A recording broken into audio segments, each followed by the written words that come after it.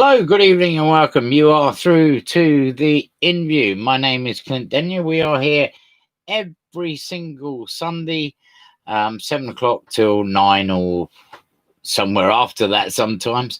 I hope you've all had a good week out there. I hope in these very changing times we sit in, and very confusing times where nobody really knows what they're meant to be doing anymore. Do you know what I mean? There's any guidance and all sorts out the window because we're led by imbecilic cretins, basically, that none of us listen to anymore because they talk a load of old crap, basically.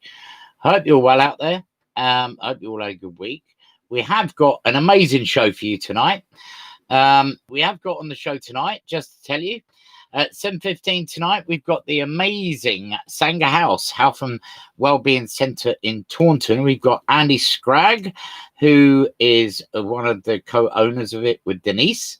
They will both be on, and they will be talking about, this is what they want to talk about tonight. This is 7:15 tonight. Let the shift happen, driven from the need to bend with the winds of change, especially at the moment. As individuals, we can use this time to work on ourselves, learning to soften and yield to potential stress and difficulty, not reacting with aggression or suspicion towards change, but seeking to see solutions for the common good, but also in recognition of a potential shift towards a more enlightening world following our lessons learned during lockdown and changes that many of us have made to our lives during this period. The fantastic opportunity for reset. That's what Andy and Denise will be speaking about at 7:15 tonight. And also at 7:45 tonight, we've got the amazing Teresa Sell back to join us. She is our monthly astrologer. She's an intuitive astrologer, and she will be telling us the month of August and beyond what's going on. She's also a medium and Reiki practitioner, and natural mindfulness guide and tarot reader.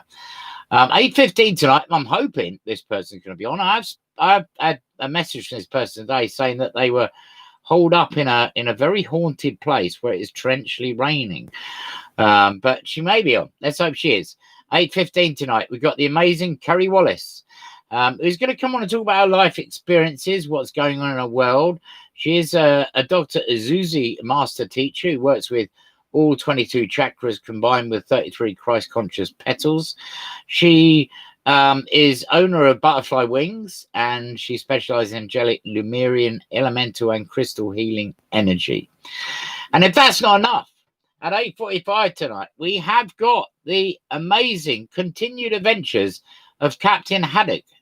You remember Captain Haddock lived down in Mega Giffey. I can't even say that properly. He lived down there, and he went up with his boat one day, and he is in a different place altogether, like a time slip, if you like. This show is open constantly for your comments. So if you want to have your say in any direction, anything you want to talk about, please come on here and talk about it. If you have any comments, please have comments. So I've got Nigel with me, and Nigel's brought something along tonight here. This is very special because this here is a key of life. Now, Nigel, yeah, I know I'm going to mention it, Nigel, because he's saying that, forget your Egyptian history. The key of life was given to the Egyptians so they could travel back on the ships, back to the place where they were soul birthed.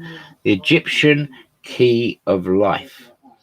There it is. So I mentioned it, Nigel. What do you think about that? Yeah, he's happy. That's good. But he's not happy because, unfortunately, he hasn't got the center of attention. It seems to me that our new guy here, Pepe, who is his mate, who's an ambassador from the Algorian bout within the 37th dimension from this planet, has taken center stage. So, and Pepe we've been told that's what his name is. So, hello, Jason, my Cusbro has joined me. Hello, Jason. How are you tonight? I hope you're very well. And we're going to have a good show. A lot of different guests again. The interview is very different because we say what we feel. If it's not right, we're going to talk about it. Do you know what I mean? As normal, we start off with news of the week. And where do we start? Well, unfortunately, as I was saying, nobody knows what they're doing anymore. Anyone that was holidaying in France were thrown into chaos a couple of days ago because there was no advance warning. They just said, well, you got to leave France. You got to leave France by 4 o'clock yesterday morning. Otherwise, you're going to have to be quarantined. I'd like to know, I don't want to talk about coronavirus all night. What the bloody hell is going on? We have these people that change goalposts constantly. They say we can't do certain things, even though we can go to pubs, even though we can gather at restaurants and places like that, as well as we're socially distanced. I actually feel that we are in what can I be described, a kindergarten, really. And I don't abide by these ridiculous, stupid people that are in power, because that's what they are. They're very stupid people. They're there to control you. So I'm going to throw that in a bin because I don't want to talk about it anymore. What else we got here? Tennis legend Sir Andy Murray. You remember Andy Murray? He came back. He was at he's been at Wimbledon, won Wimbledon as well. He can't be faulted in the trouser department, apparently. What about that? Now that's news. You won't get that anywhere else. Says Rob Beckett, whoever he is. And there's no age. So, you know, the comic spotted his mate's package. I don't know quite what he means by that. I reckon they can serve up a grand slam. Thank you, ma'am. Sir Andy, 33. Here we go. Got an age. Caught Rob Hawkeyes on Sky's one panel show, A League of Their Own. Rob said, I saw it on an X-ray and he's got a massive K.B. I wonder what that could mean. Does that mean knob, does it? So, you know, I don't know why he's looking at Andy Murray's knob in an X-ray, but, you know, I suppose it takes all sorts, doesn't it? So Rob also joked that former Brit tennis hero Tim Henman, 45, would feel even more inferior to the Grand Slam winner. So he must be a much smaller person. What else has happened this week? Well, Harry and Meghan have been in the news. What a surprise. I don't think British people know what to do with these two people, really. They've gone out on their own. They said, I don't want to be a member of the royal family. That's fine. Okay. They just splashed out on a bargain, mind you. £11 million mansion. That's a bargain, apparently. This mansion is £11 million. It's a bargain. It's a snip at £11 million. It has 9 bedrooms, a pool, and 16 bathrooms. Now, I don't know about you and me, but the fact is, would you want 16 bathrooms? You can only use one, can't you? They brought the Pacific Coast home from Russian, nicknamed the scar-faced oligarch, as he once owned the movie gangster-style Pearl. It's a couple's 4th resident in only 16 months. Having moved from Windsor to Canada and Beverly Hills, and a bargain as the estate is valued at 20 million and was once up for 26 million. The new home is set in 5 acres in California, has a huge playground for 16-month-old son Archie. 9 bedrooms, 16 bathrooms, 5.4 acres. It has a gym with a stripper pole, a wine cellar, casino-style games room, home theatre, Japanese-style tea house, 2-bedroom guest house, swimming pool, tennis court, tiered rose garden, and children's playground. Well, it's a snip, isn't it? Well done, Harry. £11 million. I'm sorry, but what world do we live in? What about all the people that are sitting on our streets in the UK that haven't got a house to live in, that haven't got anywhere to stay? What about all these people that live in cardboard boxes or caves or rabbit hutches, or whatever you want to call it? They're not in houses. They're people that are homeless. Some of it is their own doing, some of it isn't. We're looking at 2 privileged people here. And I don't condone their privilege. They were born into that. £11 million mansion caught at a snip. Should have been 20. How many people could you house in this country for £11 million? All of them, I would imagine. And, you know, when are we going to get away from this tier structure that we have in our society? Why do we look up to people like this? Because, to be honest, to me, the royal family are absolute shit. And I'm not a royalist at all. I'm not interested. You know, I think Harry and Meghan, what they've done is very good. I think they've left the royal family and they're going out on their own. because I feel that Harry don't fit in anyway, because he's not a royal, is he? Because he doesn't come from Prince Charles's loins. I know that might be a shock, but he actually, his father is one of two people, Will Carling, or James Hewitt. And the likelihood is James Hewitt. What else we got here? Well, you know, there's a lot of uproar. Again, the government. Can the government get anything right? When ministers are in their cabinet meeting and they're discussing things, do you think they get lost or have debates on how they go to the toilet? Because they seem to screw everything else up. And they screwed up everyone's test results. So people going to college, people going to university, and we have the GCSE and all that coming out this week. Something like 45% of people that should have passed haven't. And what a surprise. Those that are privileged that go to private school have all passed. No doubt about it. No problem at all. That's got to be looked at. It's in absolute chaos. And it's not right. Don't forget, 7:15, we've got Andy and Denise coming up from Sanger House. That's not a Chinese restaurant. Sanger House is a well-being centre that's based in Taunton. They're going to tell me off immediately because I've not been there yet. And I said, I will pop in for a cup of tea. And I don't live very many miles from there, so I will apologise for that. Debbie Johnson's joined us. Hello, Debbie. How are you? Over the moon, a late fan would love Kit in space. A team shirt signed by family and friends was launched into space in memorial for a football fan. Richard Harwood, who died in his sleep, aged 26. Why did they have to put age? I don't know. Was keen on footy and also interested in everything extraterrestrial because he probably knew he is. That's why. So Power and business partner Matt Langing decided the shirt tribute was the perfect way, and they shot it up into space. So right now, his shirt is wandering around the orbit of this planet. And when people see it, it's got 32 red on it and loads of signatures. Jason McCusker says Johnson has Stan government man to show him to the toilet. Yeah, he does. Yeah, I know that. And obviously we also know that when he's in the toilet, he takes his human skin off and becomes the awful, bloody, useless, cretinous cricket or whatever he is that he normally is. Do you know what I mean? I'm going to be put right there in a minute. I know. What else we got? Supermarket cheek. A shopper was left mortified after being told her hot pants was too skimpy. Lauren O'Connor, who's 33, was approached by a member of staff at Sainsbury's supermarket. PR director Lauren was told that a male customer had complained about the length of her shorts. Oh my God, the length of your shorts is too short. She claimed the sales assistant told her, I think you need to pull your T-shirt down. Lauren argued she was entitled to wear shorts in 32 degrees heat. 32 degrees heat. I'll tell you what, how have you got on with this weather? Isn't it just been the pits? I don't know what it is.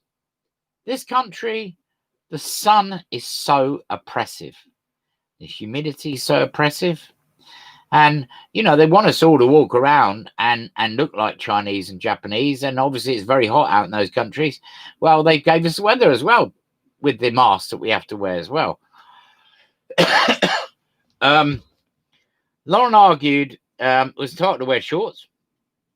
Angered by what she claimed was a sexist encounter, she said the incident in Staines in Surrey, she says, I was mortified. It's double standards when men are allowed to walk topless in supermarkets, and crazy that supermarkets can't police people not wearing masks. But I can't wear hot pants in the summer heat. It's lunacy. Lauren Blow, she had a picture of her outfit on Twitter and wrote about how she had been asked to pull her T-shirt down. She had an elderly man made a comment to staff who felt compelled to come over and tell me that as I was shopping. Sainsbury's said, we are speaking to the store to understand what happened, and we would like to apologise, Lauren, for any offence. This is a picture of her in her very, very, very short shorts. There it is. Very short shorts. Look, I don't think they're very short shorts. I think it's an absolute load of old bollocks, to be honest. And it's another rubbish story, as we know. What else we got here? Paedophile tycoon Jeffrey Epstein was murdered in jail and did not hang himself. His brother has claimed.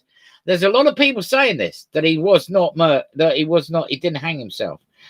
On the eve of the first anniversary of his death, can you believe that he's been dead nearly a year? Can you believe that?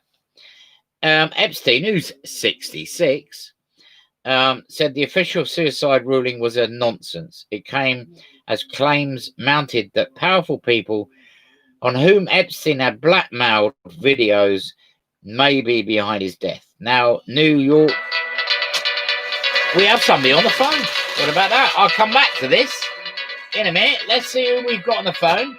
I do believe that this could be Andy Sprague and Denise. Hello, are you there, people? We're here. Hi, Clint. How are you doing? We're fine. Yeah, fine. It's great to have you on board. It's great to have you back.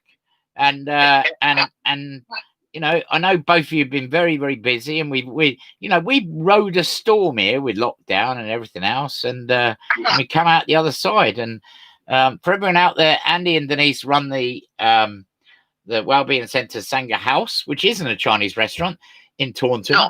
Which covers everything you can possibly imagine, from healing to meditation to Tai Chi to just about everything and anything. And you learnt a lot of lessons in lockdown, didn't you?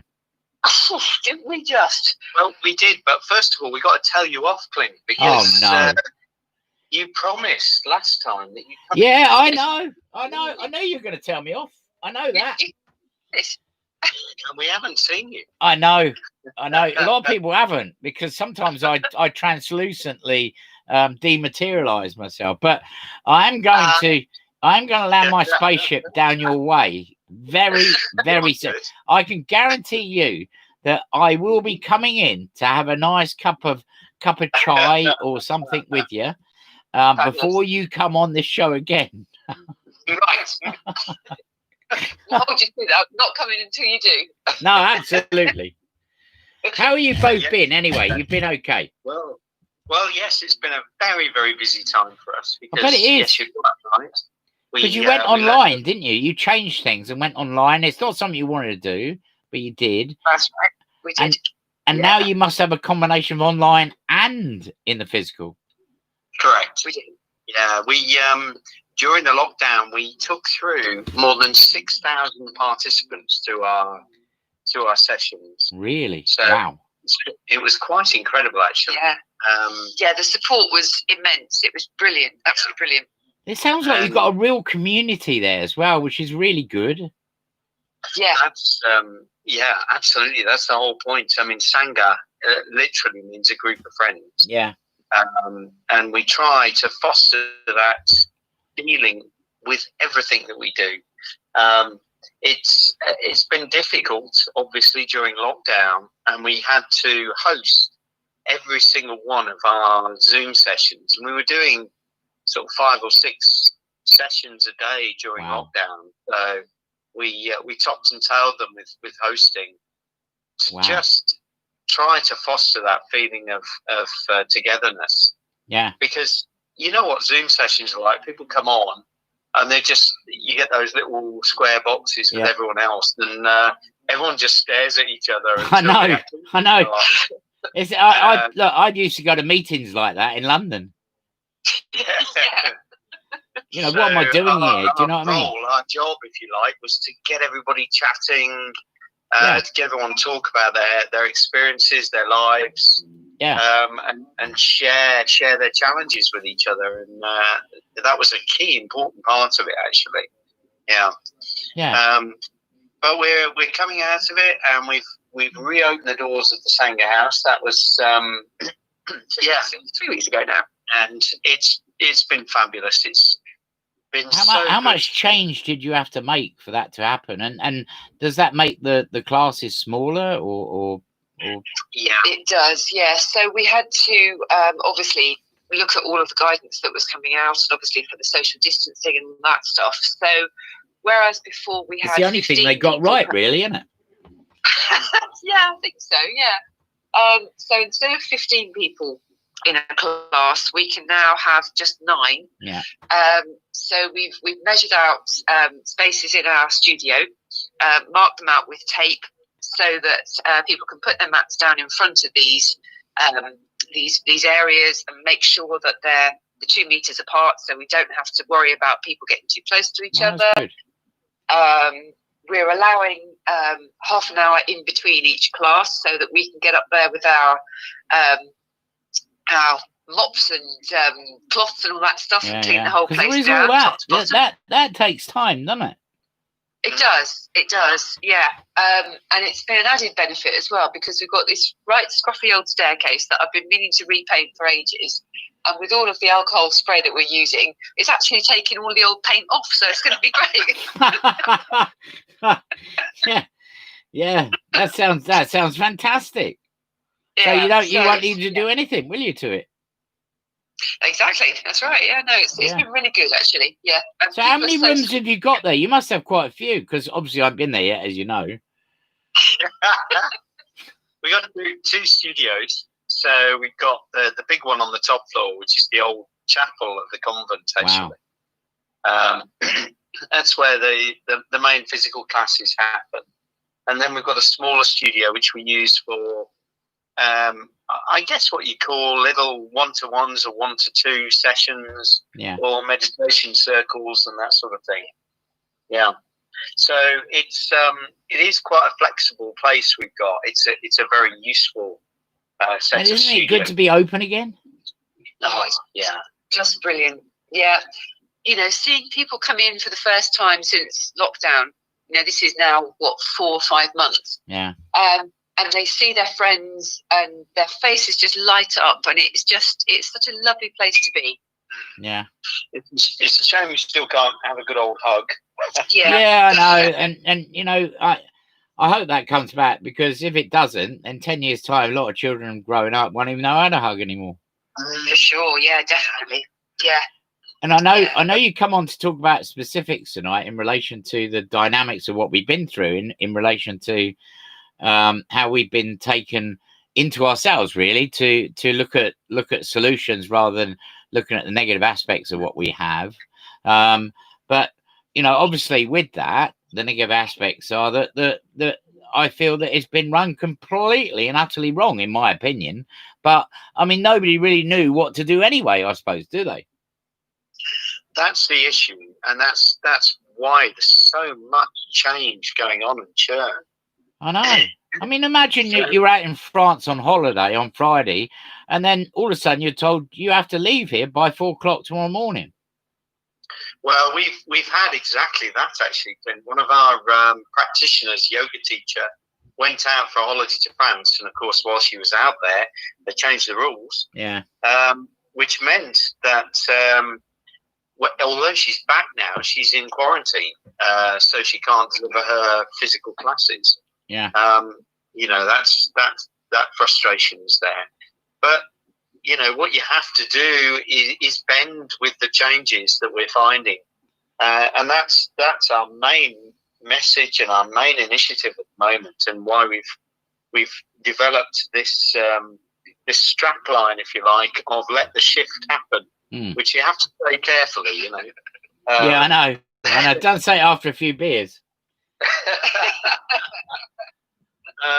And yeah, what we're finding is that's the main area that people are struggling with at the moment. Do you not feel that the absolute enormous pressure that people are under, and I'm looking at financial, I mean, we're all lucky to a degree, we've all survived, we're all here and we're going through it. I know a lot of people haven't, but you know, in relation to the toll, the psychological toll that's going to be on people,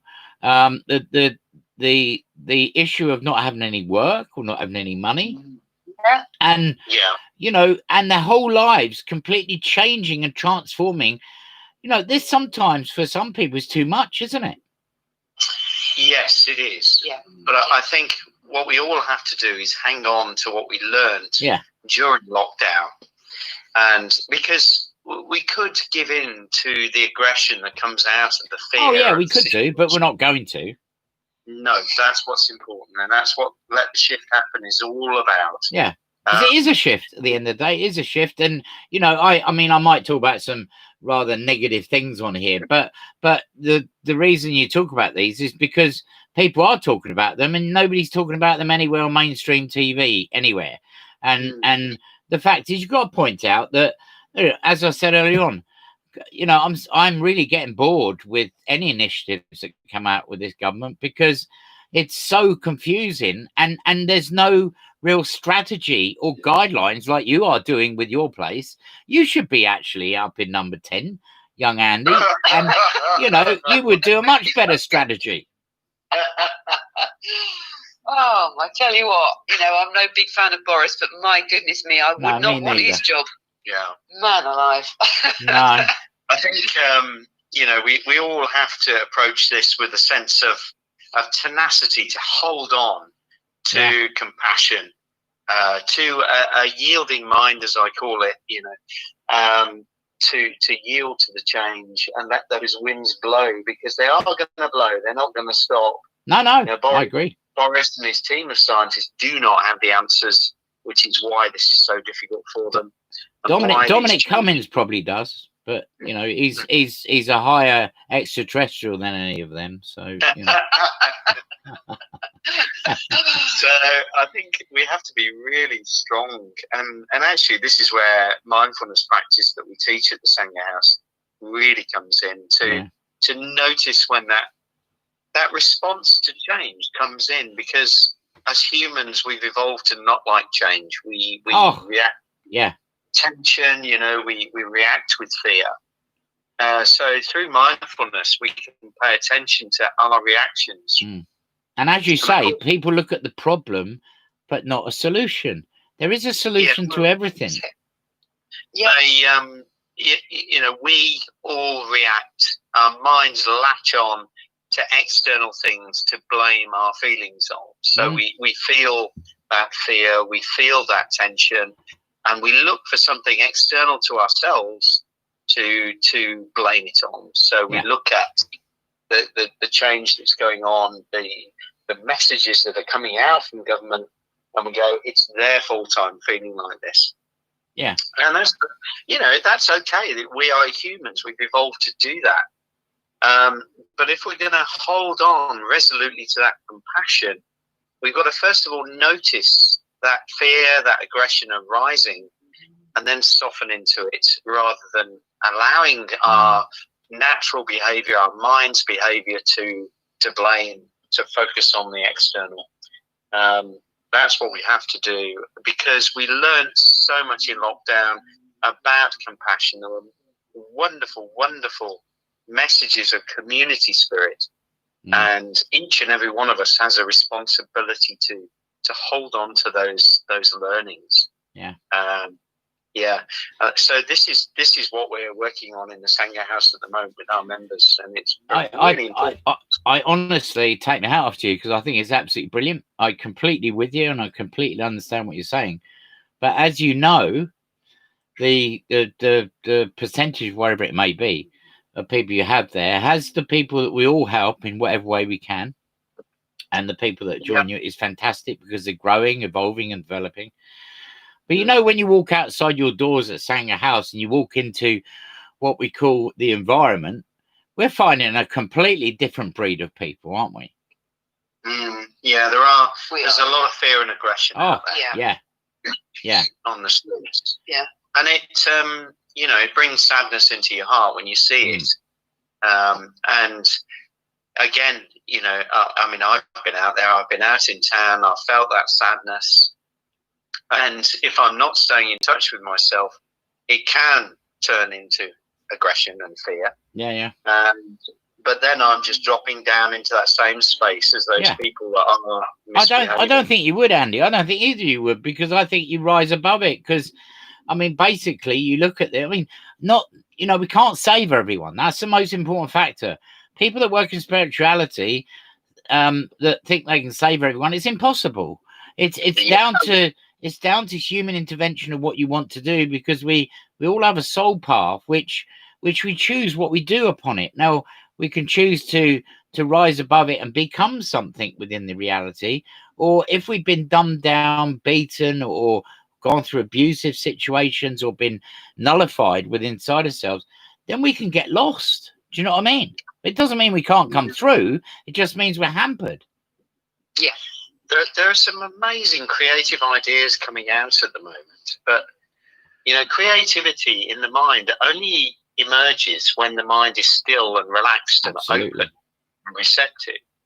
When it's closed and aggressive, creativity doesn't happen. What you get then is aggressive solutions, actually. Yeah. Yeah. So yes, sandpaper we're all against sandpaper. Yeah, I mean, Denise and I are just as prone to it as everybody else. Of course we Yeah, are. We're because we're human, and because we're in these vehicles that that are a bit plankton, really, in comparison to what we've been in before. But it's your soul being inside that is the one that teaches you from within to amalgamate and align with body, to align in this reality, to not let the fear, not get encapsulated in the pain and suffering and everything else that's going on. Yes, you have empathy and everything, but and I mean, I'm a broad spectrum person. I just don't look at my world. I look at the world in general. And I know a lot of people say, well, they don't watch the news or anything. I like to watch the news because I like to know what's going on. And it's only half of what you see. But you see all these poor people suffering all over the world and the unrest that's going on in the world. There is, as you say, this shift is not just about personal space and looking for solutions. It's about a collective space as well, because I feel that we're in a collective change environment at the moment. Yeah, that's right. I think that's what you're saying there is absolutely true, Clint. Everybody in the world is being affected by this in some form or another.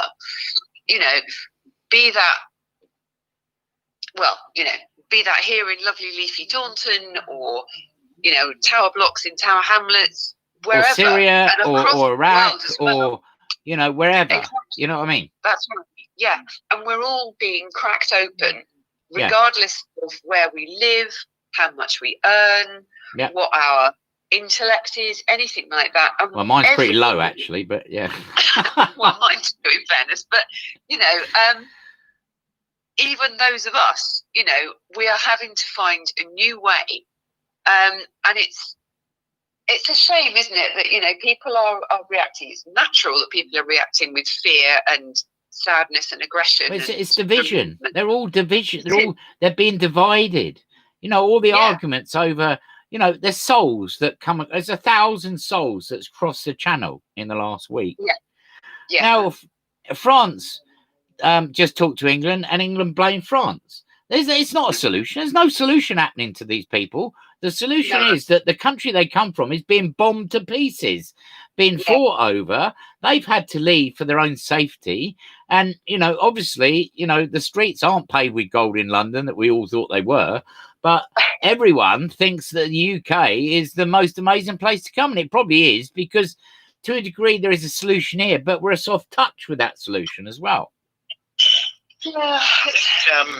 I feel all of us are looking out there for some super solutions to this stuff, but actually there isn't any. Well, each of us has got, the way I see it, 2 jobs. Yeah. One is to keep our minds in that still, calm, receptive, open space, and what may arise out of any one of us are those solutions, because creativity works like that. It doesn't come through thought. It comes from a thunderbolt. We suddenly see the way through, and that can happen to any of us, but it may not happen to me. My other job, the second area, is to make sure that I stay compassionate and I touch the people that are closest to me with gentle compassion. Absolutely. And the thinking there is that, like ripples in a pond, that compassion moves out and changes the world. So each of us can change the world in only 2 ways. We can stay relaxed and calm, and we may see marvelously creative answers to some of the challenges we've got, or we can just remain compassionate. If we drop out of that, well, If we all drop out of that, we're all doomed. Yeah. Well, we are, because there has to be a certain amount of people that hold the dam together. Yeah. Because Yeah, if they don't, Yeah. it buckles and it becomes too much and it's swamped.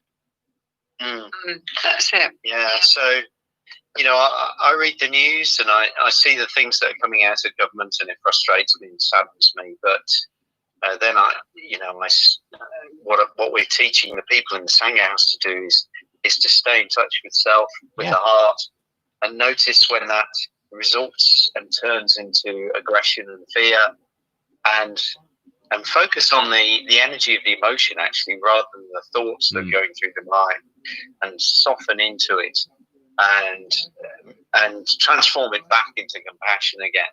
Yeah, because we live in knee-jerk reaction and blame society. And, you know, we've got to get right away from that, because you know as well as I do, in what you practice, I'm not dissimilar to you. Whatever is thrown at me in my life, I stand away from it and observe it before I do anything. I don't jump in it. I have to look at it first. Do you know what I mean? Because if you jump into it, you make the wrong decisions. And your guidance comes from the innate understanding with the belief structure you have inside yourself with those that surround you. Yeah, our mothers were very wise when they said to us, count to 10 before you open your mouth. Yeah. Debbie Johnson, who's watching, listening tonight, says, as we say in Wales, we all need a good, now I don't know what this means, a CWTCH, Seawitch. A hug. Yes, that's what it probably means. Yeah. Pronounce cutch or hug. Yes. Yes. Which, Patricia DeAngelis, listeners right now, has been on the show before. All the way over in Sydney. It's God knows what time in the morning, drinking stacks of coffee. She says, hi, Clint, Nigel, Peppy. She totally agrees with what you're saying. Let the shift happen. And she says, stillness is the key. Do you know, when I say to people, when you sit still and you close your eyes and you go within, silence screams. Yeah. And also, I think stillness is not static. You know, if you think of the things that are still, if you picture a moonlit pond, it's not a photograph. The trees are gently moving, there might be gentle ripples, and that gentle movement adds to the stillness. That stillness. So we're not talking about something static here. Compassion. No, it moves. Not everything static. Moves all the time. Yeah. And compassion itself has within it a desire for change. Empathy is part of compassion. But if we just have empathy, in other words, we just feel the other person's pain, we end up in the same place as them, just as burnt out. Whereas compassion has a desire to change something, to bring an end to suffering, actually. And as long as we have that gentle intent, we can change the world, I believe. I think we can. And people say, well, what can you do, your own one person? Well, actually, I can do a lot, as you can, as all of us can individually, because we all make up the grid, the pattern, the circle, the wheel of life, if you like, of nature, because nature is the essence of everything. Nature is the essence of absolutely everything that exists on our planet, or any planet we've been on in the past. Yeah. And actually, if you look at that nature, nature in its raw is naturally chaotic. It's not ordered, it's not structured, and it's not static.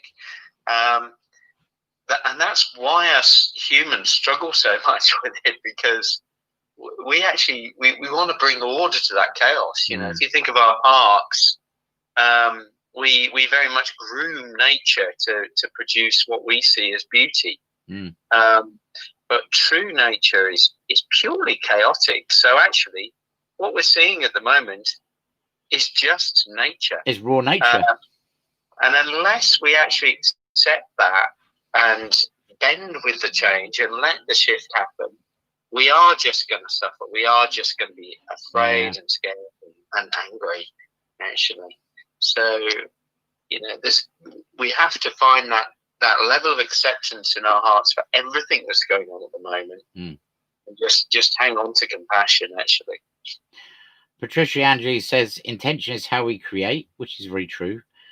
And in a way, it's a bit like you have someone come to your Sangha house who's never been there before, who actually, and I'm sure you've had these, which have never done anything spiritually before, and see your place and come in and are drawn magnetically, or there's something within them guiding them to go there.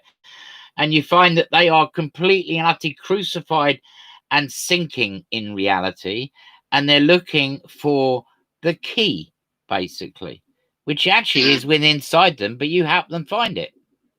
That's right, yes. So we actually had an example of this on a really kind of what, if you weren't looking for it and you weren't noticing it, you would think, oh, well, okay, fair enough.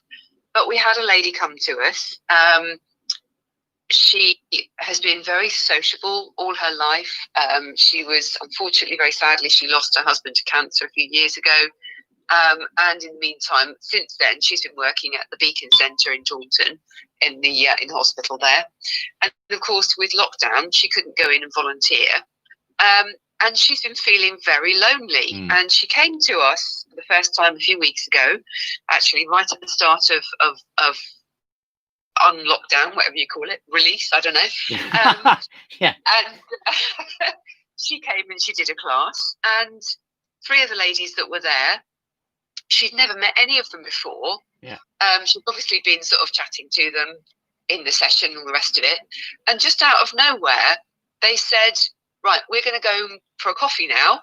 Why don't you come with us? And the look on this lady's face, you know, that to me is that spiritual side of things. That absolutely, I agree. We're part of something that is bigger than just us. And actually, just that very simple act of saying to somebody, please spend time with me. Come and be part of us. Yes. Be part of something that is bigger than you. And it was, honestly, seriously, I could have wept. Yeah. What kindness, you know? That's fantastic. That to me is the key to all of this stuff. It doesn't have to be big or expensive. No. It's just actually looking outside yourself and going, there is another soul who I recognise myself in that person. Yeah, Let me do what I can. And it's, I don't think I'm ever going to stop banging on about this. So sorry, Clint, next time you have us in, I'm going to get this in somewhere. No, it's fine. It's no problem. The thing is, in our reality, this is the problem with our reality. I'm talking about our country in general, is that we have a very locked relationship with people. You know, I used to travel to London on a train in rush hour.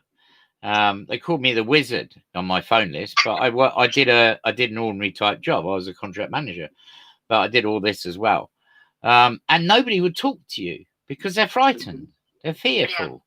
And you know, don't you think what you practice there in Sangha House is about freedom, is about taking off the shackles, taking off the handcuffs, taking off the iron ball, losing that whole ethos of historical garbage that you've been given? Don't you really feel that what you do there should be, I always bang on about this, the only way we change this, and you said how we change it, is actually we change it from the root. We change it from the root source. We change it from when the kids go to school and practice and learn what you do. Do you know what I mean? Yes, yeah. As they do in China. You know, the most beautiful emotions us humans can feel, things like peace, joy, and love, they bubble up from inside. They're not dependent on external things. No.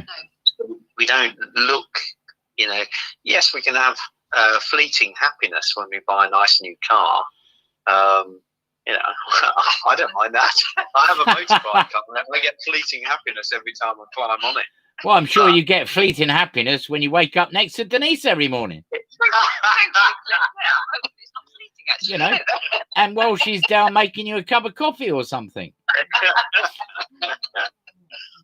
But it's, you know, those beautiful emotions that we experience, they're from inside, and they're not dependent on anything external.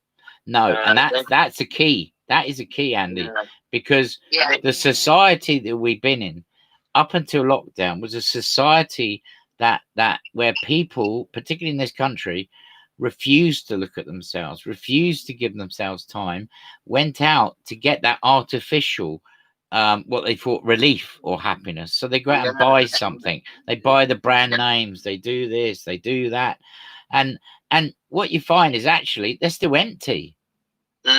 Yeah.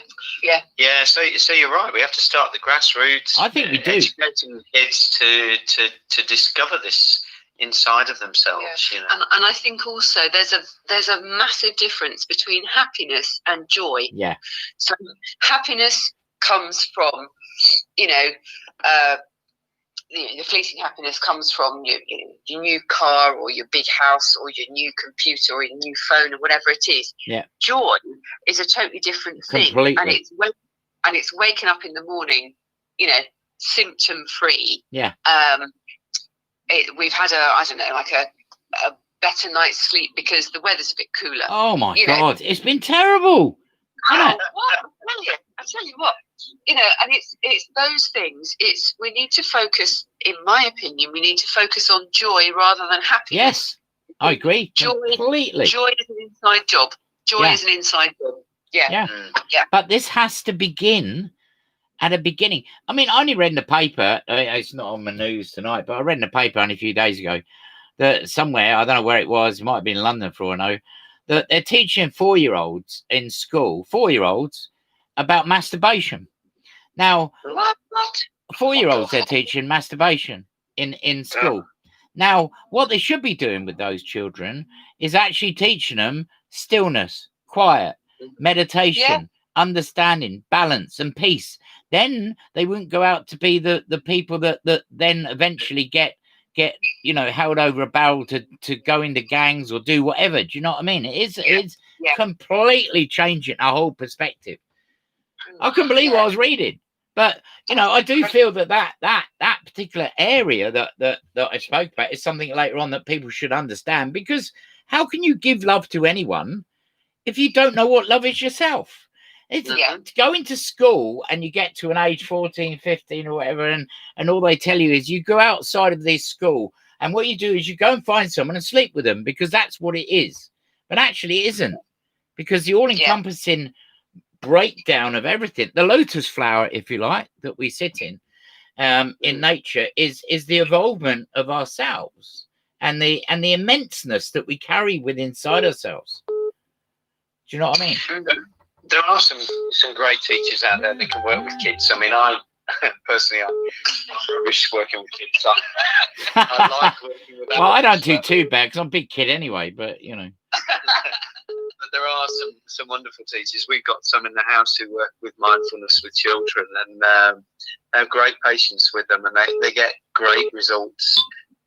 We need more emphasis and more investment, actually. Yeah. I think that's one of the key things with lockdown. We need to come out of this and look at where our focuses are. So yes, we need to make sure we spend enough on the health service, but we need to actually invest in mental health. I completely agree. Completely agree. And instead of all the Tories actually not that long ago saying we're not going to give them a pay rise, nurses, and then 6 months later or whatever, you all need them. It didn't matter how much money you had. We're all the same in COVID. Yeah.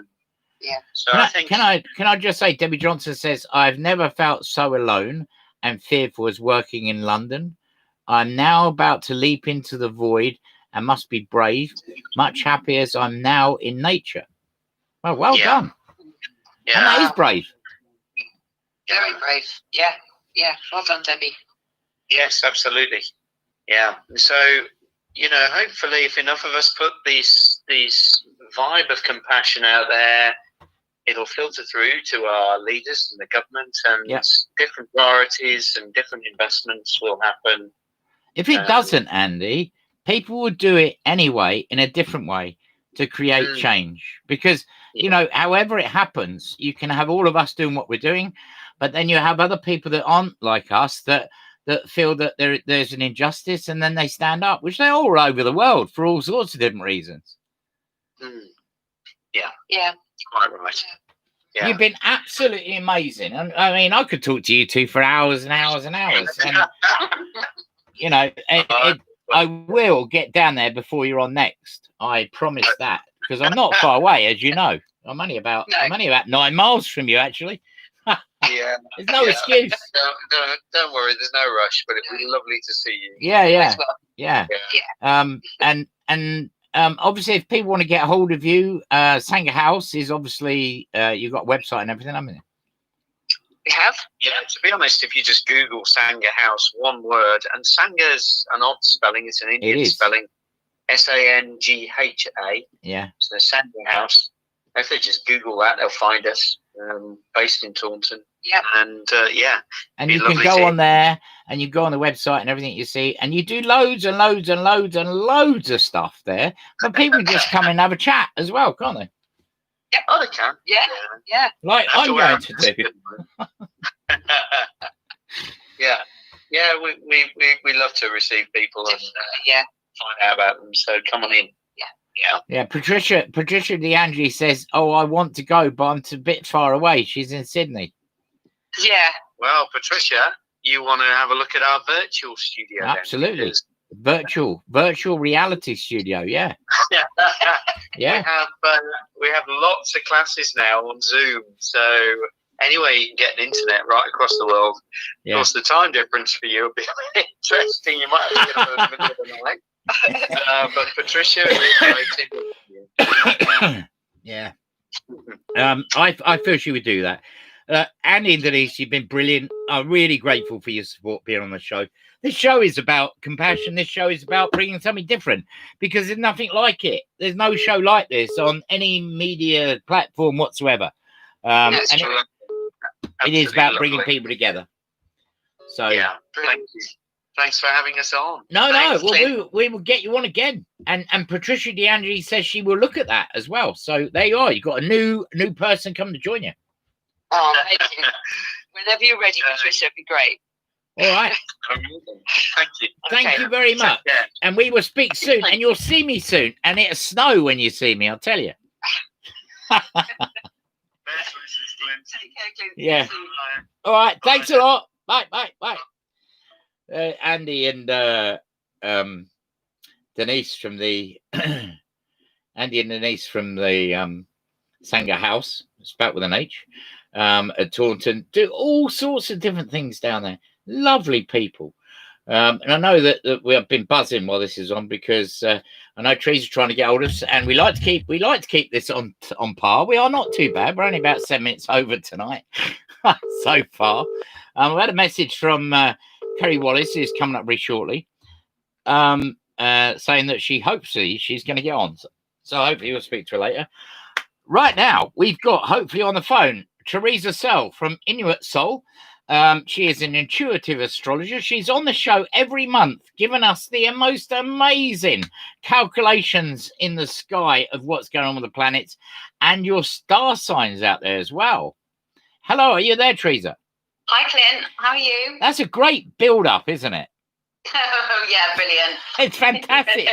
Fantastic to speak to you. And I know you've been busy lately. You've been out in nature and all sorts and having a mooch around and everything. It's nice to get out, isn't it? Yeah, I mean, I was lucky to be invited to look after my mother-in-law's chickens and ducks, and it's just so amazing on Dartmoor. I love chickens. I love them.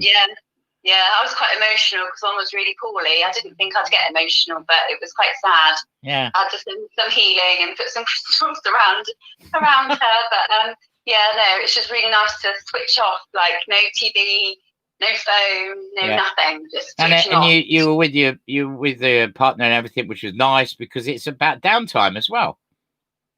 Yeah, really important. Yeah, oh God, yes. Switch off. Yeah, and different environment, because we feel like we're in a locked prison a lot of the time, don't we? When we're in lockdown and everything, so it's nice to be able to go out and go places. And I mean, not dwelling on the negativity, but I mean, where we sit within the realms of what we are allowed to do or not do, I haven't got a bloody clue anymore, to be honest, because it's all over the place. Do you know what I mean? Wow. 1 minute you can do this, next minute you can't do that, and I think a lot of people just given up with it, really. Well, yeah, and you do wonder if we're meant to be confused. It's just the feeling. Of course, it's absolute, complete and utter confusion given to us to make sure that we actually don't really know what we want to do, really. But above all, we can't look at ourselves because that's what they don't want us to do. I've got a very interesting question for you, Teresa. Okay.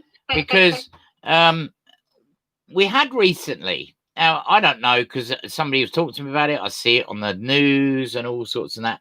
Apparently, now you'll be able to clear this up, I know.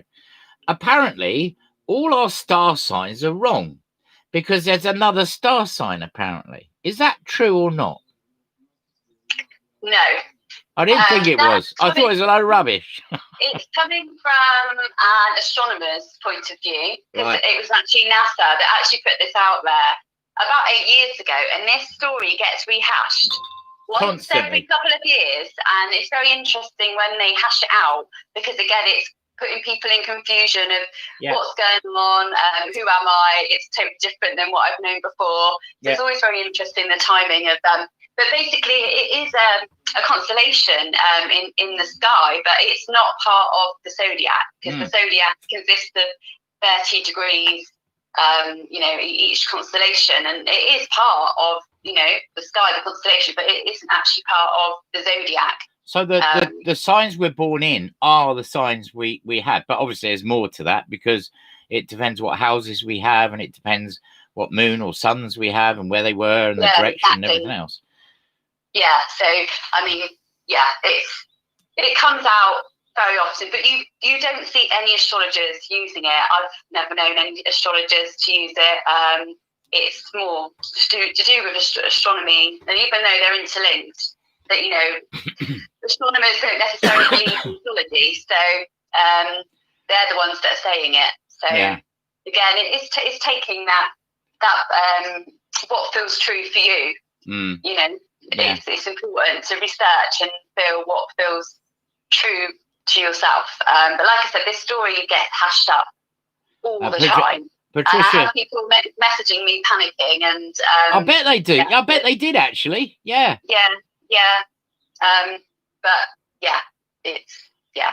It's not something that's being used in our system going forward. Like, we would know about it if we're supposed to change it or add it in, and it's like, no, it's So don't worry. But if you come into that category of changing signs, it's not part of astrology. It's astronomy. Patricia DeAngeli says, I don't care what they say. I'm a Taurus and will always be. I'm not stubborn, lol. The good old Taurus. I'm a Taurus too, Angela. And she's all the way, Patricia's all the way over in Sydney listening to us tonight. So that's really nice. We also have Me Not So Basic. Hello from Portugal. Hello from Portugal. Welcome. Wow. I mean, we got Australia and Portugal tonight. What about that? That's fantastic. Yeah, lovely. We're getting multi-international. So in relation to what's going on at the moment, Teresa, I mean, nobody really knows what's going on, only what's in Dominic Cummings' head, basically. But because he runs the government, really, I feel. And where do we sit? This confusion, is this confusion that we sit in at the moment, where, people on holiday, I'll give an example, that were told if they're in France, they've got to be out of France by 4 o'clock yesterday morning. Do you know what I mean? And this is just last minute. It's more confusion. It's more pressure. It's more worry, more anxiety. And, it's all over the press. It's big news story. It's not really. It's pathetic, all of it. Does anything in the stars in relation to where we sit at the moment with how things are?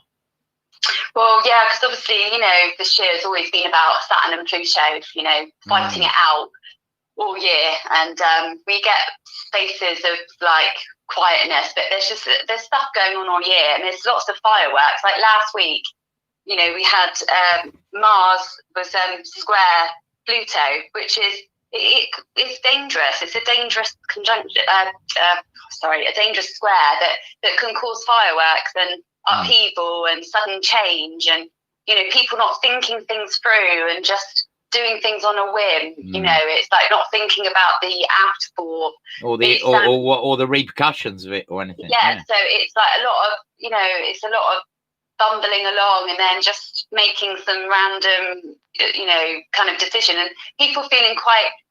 It's interesting because people are feeling quite aggressive, and I think maybe you're right. And Andy was saying that earlier on, that people, because I said, it's nice that we have the bubble. Sanger House got all these people. It's great. It's fantastic. But when you step out the doors into reality, what you've got is a mismatch of very, very, very, very unfitting in people. It's quite. I feel like there's more high anxiety now than what there was when we actually had lockdown, because we knew what was happening then to an extent, and you were kind of in that safe bubble. And I think, like you said, now going out there's just, like you said, everyone's confused and doing different things. But astrology wise, there is anger in the air, and it's almost like people are taking it out on each other rather than thinking that it's kind of like we're being controlled. But I mean, there's destabilization all over the world right now for all sorts of different reasons, from not just general elections, upheaval by people trying to get rid of governments. I'm talking about different countries, obviously. And above all, what I spoke about earlier on in relation to the destabilization of masses of millions and millions of people, so much so that they end up in the British Channel, 1,000 in 1 week. Oh, well, and that's it's just, I don't know, it's just bonkers, really. It is bonkers, it is. And it's really important that we stay grounded and really connect to our lower chakras and kind of be in nature and get away from the TV and the media, and it's just that life's quite different when you take a step back from all of it. Nature is just amazing, absolutely phenomenal. And they should teach nature in class. I know they take them out and they shear sheep and things, but what they need to do is take them outside and get them to sit down in nature and listen to the trees, the wind, and the energy of the earth. Exactly. I just finished my shamanic training. Brilliant. And we did about Gaia mapping, and that's just amazing. Just, Are you now certified? You're a certified shaman. Yes. Fantastic. You joined the mold of shamans. Fantastic. Yes, I know. That's great. But I just love that nature has all the answers if we, allow for it to come to us, because we are part of nature. The problem is in the world we live in, a lot of people don't identify with clouds, with the grass, with the trees, because they're so busy doing stuff, they forget all about what exists around them. Yeah, exactly. And it's just really important to keep. I think people started to really connect during lockdown, but now it's been eased a bit. I think everyone's just getting back on that roller coaster of life and work and responsibilities and taking care of others. The drudge of normal life. Yes. Yeah, the robots. Self-care is just the most important Absolutely. thing. You can't help anybody if you don't look after yourself, and I think we've kind of forgotten that. But it's hard because it means you've got to set boundaries sometimes. Yeah, and they're not easy to set up. Stephanie Dawkins says, "Hi Clint and everyone. I am on the Taurus Gemini cusp. However, I feel I'm a Taurus." Okay, so obviously it depends what time she was born. So if it's not on the cusp, because it can change each year. So looking at the time, we'll tell her. But normally you will be a Taurus or a Gemini. There isn't really on the cusp, even if you're born, that you will be one side or the other. But interestingly, our energy changes. So I'm a Taurus. Some people might not know this. It's quite an interesting fact. So I'm a Taurus, and every degree of our life, like each year, it moves. So when I was 26 and I was 4 degrees of Taurus, my energy became more Gemini-like. So you do kind of incorporate that next sign into your life, and then obviously depending where your cusps are, you change. So you start life feeling like a Taurus, and you'll always have those traits, but you take on the energy of the preceding signs into your life. So it's always interesting to know that. That's interesting, because obviously in the whole makeup, I mean, astrology is a massively complex subject, but even when you're drawing up charts and things for people, there's so many influences within there in relation to what houses are there, how it sits within the chart and everything. I'm not an astrologer, so I don't fully know, but there is many reasons why things fit together, and you go through that change pattern within life, because basically your chart from birth tells you your future, really, doesn't it? Yeah, it does. It just tells you your path in life, and why we chose this life, because we decided we needed these challenges. So it's like, even if so for instance, people ask me, if you were born by cesarean, is that true? Like, is your chart still true? And it is, because you decided because you're still born to be in the world. And that's always interesting as well, that it's the way it's meant to be. And it's always very interesting. Patricia says to me, not so basic, who said hello from Portugal. Patricia says hi, Portugal, and she's also pleased that there's more tourists in the house. And Jason, my cousin, says a bit of trivia: Portugal, I think, means Port of the Grail. And Stephanie Dawkins says, totally agree. We have lost touch with nature. We have, totally. Yeah, I'm hoping to go forward to start doing walks and things like that with people in nature. It's so important. I feel it. Yeah, really helps. I've taken people out before in shamanic journeying with a difference, which is, I think there's a name for it now, but I can't think what that is off the top of my head. Where you go into a woods and you actually get on the ground, you lay on the ground, you put your hands in the ground, and smell the ground. You smell it. You be part of it. I've done that with people. It's phenomenal. Absolutely immense. Absolutely immense. Yeah. Amazing. It's almost nature embracing, and you do hug trees, and you do, you're out there enjoying what you have. And obviously, something that I go and do from time to time is Vision Quest, where you go out into nature and you're in a tent and there's no one else. That's it. You don't have any food. That's a real eye opener to your soul, isn't it? Like, who you really are, and you've got nothing. Not even to have a book or anything. No, nothing. Nothing at all. And your thoughts. And no food nature. Either. No food. You just have water. And I'll tell you what, at some point during the course of that weekend, you will wake up in the night and go outside and meet you. I can imagine, It's called Vision Quest, isn't it? Yes, it is Vision Quest, yes. Phenomenal. Yeah. Patricia DeAngelis has a question. Can you briefly explain the meaning of what happens when planets are in retrograde, please? Okay, so obviously retrograde is the word for going backwards, but they're not actually going backwards. It's just the word that they're slowing down.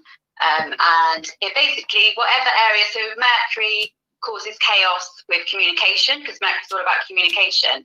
So, things tend to go wrong with travel. People don't communicate very well. Emails go awry, things like that. So it depends. And the same, Venus goes retrograde. It's about relationships. So there's always an issue in relationships. Maybe there's something that needs to be healed, or you decide to break away. So it really depends on the different planets. But retrograde basically means going back over what you need to change in your life. And it's also a time for resting, reflecting, and kind of, just looking at yourself and where you want to go forward. So I think, sometimes retrograde can seem quite, I think some people make it feel quite scary, but actually it's a really good time for reflection and rerouting yourself, where you want to go forward in your life. It's like a second chance in some ways. Yeah, so it's a bit like time travel, really, isn't it? Yeah. It's a bit like going back. Sometimes there may have been some kind of clash with somebody and you didn't sort it out. So when it goes retrograde, you've got the chance to sort it out. It's quite an empowering time. And some people actually have planets retrograde, obviously, when they're born in their chart, and that means they're more used to that energy. So, for instance, Mercury retrograde, you're quite used to a chaotic kind of, life with communication, and sometimes you might say things about thinking. It's like it's part of who you are. So Mercury retrograde is always not very good for a lot of people, though, is it? Because it is about communication. Stressful. Yeah, it can be very stressful in communication. But I think sometimes we dread it too much, and then it's that thinking. If we think too negatively about it, then negative things happen. But it also all depends where it's going retrograde in a chart, because it will affect different areas of your life. In some areas, it may not feel effective, whereas others, your car could break down, your washing machine could break. But that is all because Mercury is probably in a house which is connected to that energy. Yeah. So that's quite important to know, that every Mercury retrograde isn't going to affect you in the same way. But the next Mercury retrograde is quite massive, to be honest, because it's in Scorpio energy. And it goes retrograde conjunct a star, which is quite angry. Wow. When in does that mean it's going to be worse? Well, October is, I've said. You said a long time ago October was going to be big. There's lots of fiery and then Scorpio energy going on. So there's going to be big kind of changes, maybe secrets coming out. October's always been a month to watch out for this year. So. Matthew John says, good evening, everyone, and says, good evening to you, Teresa. Evening, Matthew. And Patricia DeAngie says, righting wrongs essentially, or the opportunity to, from a question in relation to why planets going retrograde. Yeah, exactly. So it's going back and sorting things out. So it's sometimes it's a positive thing. Sometimes you reconnect with someone that you've lost contact with, and it's possible. You've got to be careful that some people that come back, it's like a test. You should be walking away, but their energy's trying to pull you back. It's you can get tested sometimes in retrograde. Yeah. But Mars is going retrograde as well, you see, in September, October. So that's why this Mercury retrograde is going to be more intense, because Mars is also in retrograde, which is all to do with our energy. And it's in a fire sign, so it's fireworks. More than November the 5th, basically. Oh, yes, definitely. Debbie Johnson says, on Wednesday night, I have never seen so many shooting stars in one go. Well, I asked for signs.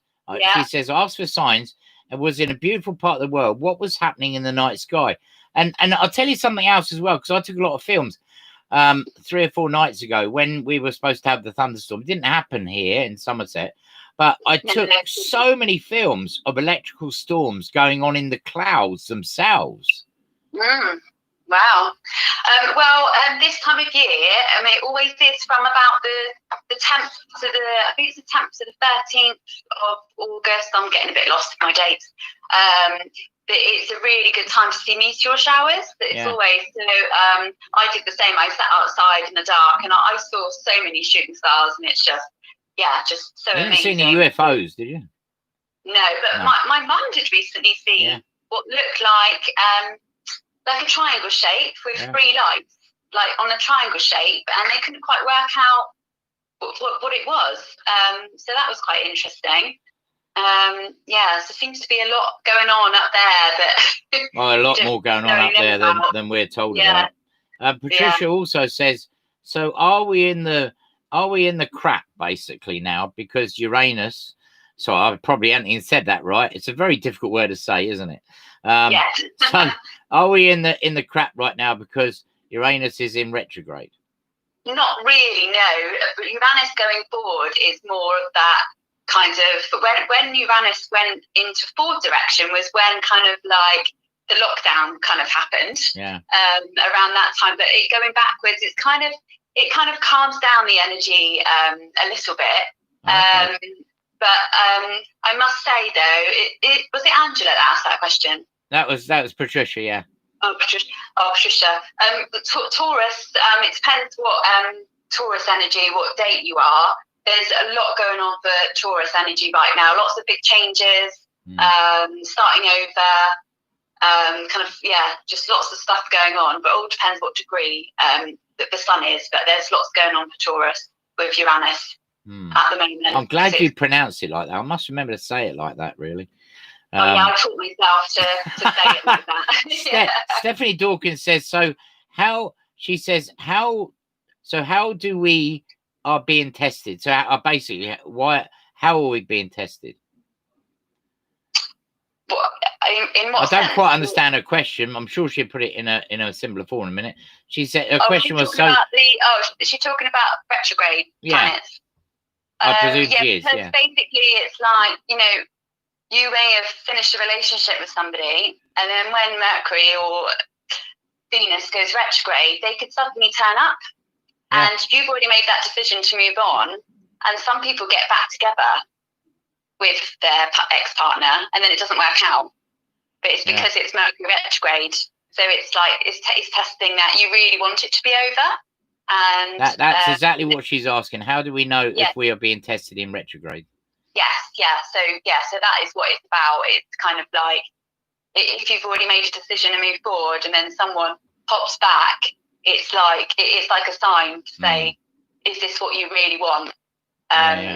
It's being tested. Sometimes it's positive, but quite often when people pop up in retrograde, it's because they're missing that energy and want to pull you back, and then it's that kind of energy. People don't know what they want, basically. No, and that's the problem. I think a lot of people sit in that place, exactly what you're saying. They don't know what they want because they're in such a confused state. They don't know what they're meant to be doing. No. Yeah, so it's Matthew John, who's been on the show many, many times. Welcome along, Matthew. Says just like to say he's no longer on Facebook anymore. He's come away from Facebook. So if you want to chat or connect to him, please come and join him at spiritualunitynetwork.com. Bless him. I think it's important to take time out. Yes. Especially when it can be very intense, can't it? It can be very, particularly, you can go down a rabbit hole that takes you down many avenues. That it's quite tricky. But just to let people know, like the next few days, it's quite a positive energy, which we haven't had a lot of, to be able to be planning and going forward with projects. So if people want to be thinking about that, beginning of next week is a really good time to do that. Yeah. And we've got a Leo moon as well, new moon, really early Wednesday morning. And it's all about pampering yourself, just enjoying yourself, going to have your hair done, having a massage. I like the sound of all of that. Yeah, it's just a really nice kind of like positive, high energy moon. So it's just a really nice time to take care of yourself. Just be careful of ego energy, because obviously Leo is connected to the ego. So some people can get a bit super confident. Yeah. And then you feel knocked down. But just not to take it personally. But it's a really nice moon. To be going forward, and then energy changes the day after, because we've got Mercury going into Virgo and the Sun into Virgo. So that Leo energy we've had the last month, you'll see a change, and you'll be thinking more about your health. Working hard, maybe being a bit more of a perfectionist, wanting to sort out your home, paperwork, things like that. You'll feel like you've gone from being quite active, wanting to do a lot of stuff too. But it's quite a nice time to be able to sit down and sort things out over the next month, and a bit more of a peaceful kind of energy. People won't be as kind of aggressive as what they may have been in the last month or so. So energy, you'll definitely feel energy change after the 22nd.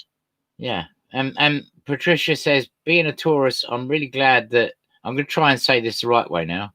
Uranus is in retrograde because all changes are in my favour.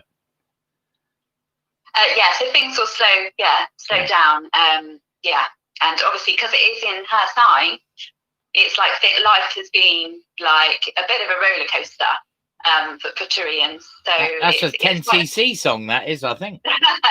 Life is a roller coaster. Oh, yeah, or Boyzone in my era. Yeah, Boyzone, that's right. Well, yeah, it wasn't my era, 10cc. I was in a pram, but yeah.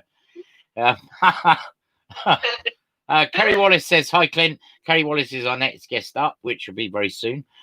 She's just in. She's been to a haunted house today. She's going to be coming and tell us all about it as well. So, I mean, what's really nice tonight, it's a massive amount of dialogue going on with you tonight on this show. And that's what it's about. You know, people asking questions and everything. Do you know what I mean? Yeah. Yeah. Do you want me to quickly go through the horoscope? Yeah, of course I do. Yeah, I will. Just before you do that, Patricia says that Teresa keeps calling me Angela. And it's interesting that, because that's the name of one of my spirit guides. Oh, okay. I had Angela in my head. I don't know why. I heard you say Angela. I didn't hear Patricia. Yeah. So that's a sign for you, Patricia. Yeah, absolutely. And my Cusbro's listening says Uranus is pronounced Uranus. I don't know what he's saying there. Anyway, yes, please give us. Everyone's on the edge of their seats for the stars of the month. Okay, so Aries. So this month you'll be feeling creative and exploring your innermost feelings. Your dreams may be trying to tell you something, so keep a journal by your bed and write down your dreams. Earlier in the month, you may have been feeling quite creative or spending a lot of time with children, or you could have been overly worrying about them or missing them, or just feeling that tie to your children. The new moon on Wednesday has you in a social mood and could be leading others, whether it's connected to work, a spiritual group, or teaching. You must shine your light. For Taurians, this month the home will be where the heart is, and you may be spending time on your own or be decorating, cluttering, gardening. The beginning of the month, your career may have been in the spotlight. You may have been had a chance to start a new job or looking for one. Look out for new opportunities, and you could find that there are changes in the workplace. It's the best time to follow the beat to your own drum, not that of others. So Taurus find it quite hard sometimes to do that, but now is the best time to just go forward with what you want to do. That's great. And we've got a lot of Taurus listening. So the new moon on the 19th, you'll be wanting to spend time on your own in the home. It's really good time to just catch up on box sets, read a good book, have a good camper. Taurians like, staying in their pajamas and reading a good book, so it's a good chance to do that. Gemini, life may have become a little bit overwhelming of late and found yourself needing to set some boundaries. You are thinking of the bigger picture and thinking of different ways that you can travel or communicate. Earlier in the month, the moon was in your house of travel. You may have been thinking about going to someplace new. If you're waiting news on a holiday you had to cancel, then you may have got some update. The new moon on Wednesday will be a busy day of communicating, and people can be a bit abrupt and rude. So be careful not to take anything personally. Put up your mirror of protection. Cancer, you may have been feeling under the weather recently and needed to rest. Do not feel guilty about this. You need to recharge your batteries. However, you may be overly concerned about finances and property this month. Try to keep your thoughts positive.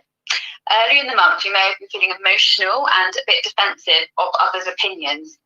You could hear some news about a house sale or receive some money that has been owed to you. The new moon on Wednesday, you may be thinking about new ways to make an income using your creativity or spiritual gifts. For Leo, you'll be feeling feisty and independent this month. You may decide to update your wardrobe or have a makeover. The full moon on the 3rd may have put your relationship in the spotlight, and you may have decided to walk away from a partnership which is either romantic or professional, as you may have realised that you've become too dependent on others. The new moon this week, you'll be feeling fabulous and wanting to shine your light to the world, showing people your generosity. For Virgo, you'll feel like retreating this month and spending some time on your own, meditating or reading. Do not isolate yourself too much or beat yourself up about something that you cannot control. You may also be thinking about your mind-body-spirit connection and how your mind can affect your body. It may be a time to start that healthy eating or fitness regime. The new moon this week is the perfect day to go off on a long walk in the woods or by the sea, and you may be reminiscing over the last year and thinking about ways you could positively move forwards. The Libra, friendships are in the spotlight this month, and you may be joining a new group or start a new activity. The full moon early in the month, children may have been quite hyper or demanding, and you need to set some time aside for you to do something creative and fun. The new moon this week is your best time for manifesting, to get writing a list of your dreams and goals for the next year. It may also be time to get back to an activity that you love and had to give up due to the pandemic. Scorpio, you're going to be thinking a lot about work this month and maybe thinking about changing your goals and going in a new direction. It is time to think about your work-life balance, especially in the last few weeks, and you may have taken some time out to do some home improvements or redecorating. The new moon this week, you have a chance for a fresh start in the workplace, and if you're thinking about going for promotion, then it's time to step forward and go for it. Sagittarius. Great sign, by the way. Great sign. This month, you're wanting to travel, learn, and connect to others. It's a time to think about what you value in life and follow your passion. The full moon may have been a busy time of communicating, and you may have felt like you've been running around everywhere. The new moon this week is a great time to travel somewhere new and different, or start that new study or hobby. You'll be feeling curious about life and learning about different cultures and spiritual beliefs. Capricorn, over the last month, you may have felt strain in relationships and needed to find that work-life balance. You cannot do everything by yourself and maybe had to take a stand. Also, you may have been concerned about a joint property or shared resources, or you've heard has some connection, some news connected to a loan or inheritance. The new moon this week, you may be feeling emotional and be having intense dreams. It's a time to trust your intuition and look at what it is in life that you truly value. Aquarius, you like to have your own space and be independent, but this month relationships are in the spotlight, so you'll need to find a balance of giving and receiving. It's a great time to get away on a romantic break or be open and honest about how you're feeling. You've maybe wanted to change your image and start something new. It's time to shine your brightest self. The new moon this week, it's time for fresh starts in relationships, professionally or romantically, and adding some fun to your day. Wow. And finally, Pisces, your health may be on your mind this month. It may be time to give up that bad habit or start a new exercise regime. You may be overthinking things and finding that work is dull or dragging. Find a way to change your routine to make it a bit more fun. You may also have been wanting to retreat the last few weeks and spend some time on your own, curling up a good book or having a long soak in the bath. Water energy is so important for Pisces. The new moon this week is the best time to start that new healthy habit or a goal you would like to reach, and it's the best time to stick to it. You start it on this new moon, you'll stick to it. So yeah, wow. so yes, That's a lot going on, isn't there? Yes, I mean, another busy month. This year is just full of intense. Yeah, and by the sounds of it, it's going to get more intense as we go into September, October. Yeah, so I mean, the next few weeks, not too bad. There's lots of changes, kind of, coming in, into September, October times when all the conjunctions and things like that are going on, which is going to be quite interesting because it is all about kind of power. And anger and confusion and well, there's a lot going on in the world that's being unveiled in truth now, but there's obviously a lot of lies that's going to be uncovered as well in relation to what's happening as well. Patricia DeAngelis now, aren't they? So Patricia DeAngelis, who's a Taurian, says she loves it. I love time on my own. So, there you are. It's really important. Absolutely. And people don't realize it is actually. Sometimes we've got to take time out. Time out is where we learn, we grow, we evolve, and we understand what we are. And, particularly in the line of work we work in, it is important taking time out because yourself as a reader and everything you do, you have to take that time out to go into nature and everything. And I've been feeling really tired lately, and I feel completely recharged now. Just taking 3 days completely on my own and not watching TV, not connecting to my phone, and it really does help to recharge. And how did you get on with the heat wave? Because my God, it was so hard to sleep, wasn't it? There's no air. Yeah, it was very, very hot. I mean, it's better to take you outside and sleep outside, really. Yeah, I mean, I did. I stayed outside till quite late at night. yeah, because it was just so warm. Yeah. It was nice. It was nice. It felt like a nice energy to have. Matthew John says, feel a lot of Scorpio intensity all year. He has. Yeah, it's like building up to this. That's why it's going to be important for Matthew to actually take some of that time out. Yeah. With Mercury going retrograde in your sign, Matthew, it's good to be slowing down. We all love Matthew. I think he's a lovely guy, Matthew. He's a really nice bloke, Matthew. I have a lot of time for him. And you know, we have to take time out, and we have to anchor ourselves and step away from things, because sometimes we can get drawn into areas that we shouldn't be drawn into, or we have people that, you know, we have to find our own depths within inside ourselves to then come back and be renewed. You know what I mean? Yeah, definitely. It's fantastic having you on, Teresa. Please, if you've got this on some form of I don't know what you call it, something you put together, please put it on my wall, what you've just done. Yeah, I know. I think you shared it on your wall. Yeah, but please download it on the wall. Yeah, I'll make sure I put it on there. But people can read any of my blogs on www.intuitivesoul.co.uk. Yeah. And also, you know, I do astrology charts, compatibility charts, year ahead, and intuitive readings as well. So if anybody wants to look at that website. Such a lovely energy this person's got as well. We haven't seen each other at fairs for a very long time now. I don't think we will at all this year anymore now. No, I don't either. No. And maybe not even much of next year by the looks of it at the moment. And funny enough, I hardly booked any this year. I just have this feeling this year not to book too much. So it's funny, isn't it, how things work out.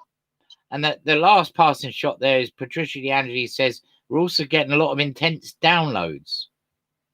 Yes, and especially with the Lionsgate portal, it has recently. It's been intense. I mean, previous years were more intense. There was a lot of kind of other stuff going on, but yeah, it's been intense downloads. And there's almost that I don't know. It's like the veil is thinning. You know, the connection is getting closer, isn't it? So that's why it's so important to ground ourselves and not be in that, you know, that 5D space all the time. Absolutely. It's like we need to bring ourselves back. Well, we have to reground and re-gauge ourselves, because it's a bit like upgrading the model of a car in a way. We need to revitalize, and sometimes you have to go backwards to do that, but we leap forward. Do you know what I mean? Yeah, and I know I was speaking to a friend actually who works in the hospital, and she was saying that people come in at the same time with things that happen. So someone might come in, you know, bleeding quite a lot, and then someone else might come in with lots of energy surges, like having muscle spasms and things like that. So it just shows that, you know, collectively stuff is happening to us like all the time. Absolutely. So it's always interesting. Patricia says, thank you, Teresa, love what you do. Matthew John says, I'm going into the sweat lodge for the next few weeks. So that'd be fantastic. I love sweat lodges. They're fantastic. And go on a vision quest as well, Matthew. They're amazing. I think Matthew will shrivel up if he stays in there for 2 whole weeks. Make sure you only do an hour a day or something. Go on a vision quest as well. They're immense. Absolutely immense. Teresa, you've been amazing. If anyone wants to get a hold of you, Teresa, they can get you on Facebook. They can also get you at inveiw.soul.com, is it? .co.uk. Okay, yeah. I knew it was one or the other. fb.com/Intuit Soul. Yeah, and Teresa has been with us right from the beginning, as many of the guests have, in relation to bringing you her astrology and intuitive astrology, which I know there are people on here that have come to you and got their charts and all sorts, and they've been blown away by what you've done. So well done for your craft. It's really good. Thank you, Clint. Thanks for having me. All right. It's been fantastic. A lot of interaction tonight, which is really good. Okay. Enjoy the rest of your show. And you. Thanks a lot. Thanks. Bye. Bye. There's Teresa Searle from Inveiw Soul. What a lovely lady she is. Immense. Absolutely immense. We have got coming up, winging our way back in a car, back to a abode coming from a haunted pub that she was messaging me from earlier on. in relation to where she was, where it's intensely raining as well. We have got Kerry Wallace. And we're going to actually give her a ring, I think. Let's ring her up. Let's ring Kerry Wallace if you don't ring me first.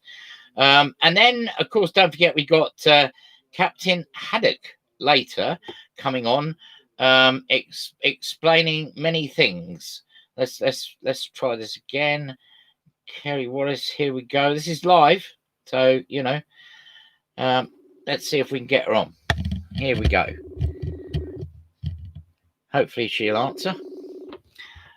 Live as always. Hello,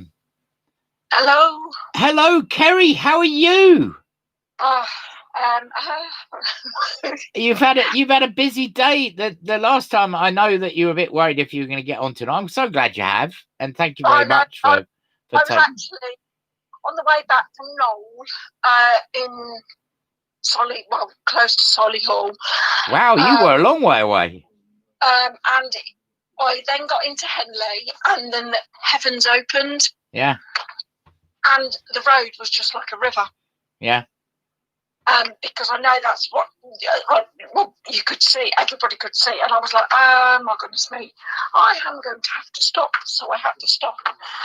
And you found a watering hole which was very haunted.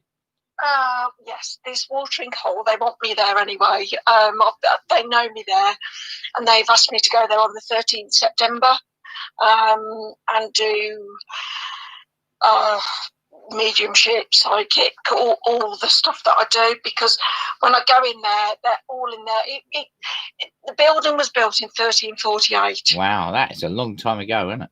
Oh, yes. And bearing in mind that historically I've gone through all my, over the years I've gone through all my family tree, everything, all of it. But where I live in Evesham, the Parliament was founded here after the Battle of Evesham, Battle of de Montfort, and the Houses of Commons, the correct way, were formed here in 1300. Right. And that is historically. Well, people might have gone in that pub that are related to you. They did, and I know they did, and that's why I'm taken there. That's why I go there. I was going, Xavier. I said, Xavier. I was like, Charles is here, Henry's here, George is here. And I was like, whoa. And then they were like, I met the landlady a couple of weeks back, and she felt very guilty. She felt very awkward trying to say to me, like, I know the girls say that you're gifted and you can see and you feel and you know things that they don't know how you know. Yeah. But is there anything? And I just went, all I can say is your knee will get better. It links up to it's from the right, on the right side, on the inside. It goes up to the right of the hip. I said it goes straight across to the left, and then it goes up into the middle of the back. I said it's your sciatic nerve. Wow. And she just looked at me. She went, well, you're no fake. Wow. And I was like, and then I went, and then there's loads of stuff has been going on. And you're a very busy person, I know, because you're a truth seeker and you're fighting truth on every angle. And of course, against some of the most awful, horrendous things that exist in our reality, which most people don't talk about, but we do on air because, and we had not that long ago, Crystal Spree on here talking about the absolutely disgusting child sex trafficking that's going on, and the paedophilia that's going on within the churches as well as Parliament and royalty in places, allegedly, I'd like to say. We have to talk about these things. It's not all negative. It is about finding a truth, a positivity within it. I've watched some really weird stuff recently that I've seen in the news that doesn't make sense. It's almost like on Facebook and various avenues, it's almost like they are promoting paedophilia. And there was a film where it was a big seminar where there was these women that looked very I think it's Holland or somewhere, maybe somewhere else, I don't know, where they were standing up saying that paedophilia is not, paedophilia should be something that should be recognised. I mean, I couldn't believe what I was listening to be honest. They're trying to make it right. Okay, I attended Parliament last year. Yeah. But even worse than that, I spoke, just before you say that, even worse than that, I spoke to Andy Sprague earlier on, that I was reading that in a certain county somewhere in this country, they're teaching 4-year-olds about masturbation. Yes, they are. And the thing is, they're trying under the Mental Health Act to have it listed as a form of mental health. Yeah, but they're almost wanting it to be a form of religion as well. Yeah, I know, it's disgusting. Well, if I can take you back, and I know this, and I can, and people can research this, and they can hear what I'm about to say and share. And I know we've touched on it, Clinton. I know it's a really raw subject. Yeah, it's a subject that will either people will go no, or it'll tip them. They'll go, what the? And I won't swear, but I want to. Oh yeah, you say what you like on this show. It doesn't matter. Right. If back in the 18th century, there was a family of Smallwoods, and they're based in Worcestershire and known in Warwickshire. William and Edwin Smallwood. Now, these gentlemen coveted, and they, as they did back then, they coveted after many, and they thought they could take what they wanted. They were actually doctors, and they were known as doctors. Yeah. So when you say coveted, they actually they slept with lots of women. They did. However, they coveted, and they, both of them, and this can historically be traced, and I have traced it through my family tree and everything. They actually, nobody knows whether William or Edwin fathered my great, I think it's 5 generations removed. Well, basically, one of them is in my bloodline. Yeah. Okay. And they, and that was a Blundell lady. Now, the Blundels were given a Robert Blundell back in, a Robert Blundell helped write, with many others, the Magna Carta Act in 1250, whenever it was written, back whenever. That's when they were drawing up the lands, weren't they, in relation to what they're going to do with it. And the Magna Carta, which Queen's never signed, by the way. I know. However, land was distributed to to Robert Blundell. And it was given from Lancashire all the way down into, from Lancashire, Staffordshire, then you've got the counties down. Yeah. That land was actually given to the Blundells. Now, the Smallwoods were doctors, and actually nobody knows which one, whether it was William or Edwin, fathered the children. Right. Nobody, because and you probably have loads of brothers. Well, going back, loads of brothers and sisters. However, what they did, they took that. On a separate note, and I am going to say this out loud because I know it's true. They took the deeds and tried to make them out to be their own. Right. And I know that in Worcestershire and Warwickshire there is land, because my birth brother now, whom don't even go there on any level, he's got the original deeds. However, the way that the heritage. The way the when what do you call it when somebody died? Probate and will. Probate, that's it. Because my mother died first in England, in UK. If the woman dies first, if the mum dies first, that automatically makes the eldest child next of kin. Yeah. However, my brother, who was the youngest, has falsified a second will. Really? Yeah. Wow. And taken. That's personal to me. Can I just say that, you know, everything you're saying, I completely and utterly believe, because, you know, if anyone's watched Game of Thrones and the absolutely disgusting behaviour of people that are in power that do exactly what they want. Do you know what I mean? And the thing is, what William and Edwin did, they actually were in London. This time in 88, Jack the Ripper was in London. 7th of August was his first murder victim. William and Edwin were down there. Now, I know William got sent to America at one point. And he ended up, but basically, right, let me go back. Let me step back a moment. I, through history, I know that they are related in bloodline to me. Right. Right. The Blundell, my great is Elsie. She refused to marry. She refused to give the children their surname. Point blank. However, what they did, they took the land deeds. Right. What they did. So that's where the Blundell woman split.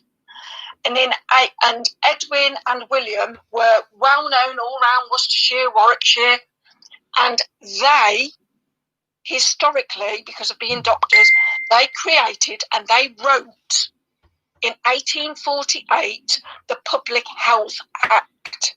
Wow. And I am a direct descendant of that, which actually explains a hell of a lot to me. Yeah. Hell of a lot. However, and these were very, very, very difficult times, weren't they? For a lot of people. They were. Absolutely. And if you think about the fact that and it states the Reform Act of the Public Health Act, they were doctors. Now, they also built the original hospital in Redditch, which is where, when the World War I, World War II, many people were sent because there were I can't say this word, Clint, you might have to help me. Armoury buildings. Armoury buildings, yeah. Yes, where people would go because for community. So people who've been injured in the war, they also created the needle factories. And that industry in Redditch and all around, and also in Warwickshire.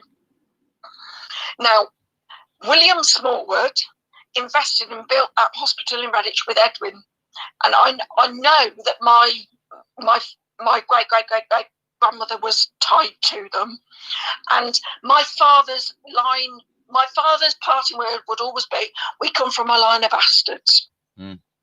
We built that hospital in Redditch. They took our land. And my dad would always say that. Now, my dad was as awake as you, me, or anybody. He was born in 43. Yeah. Now, can I just say that Matthew Johns has said the Magna Carta was void from inception.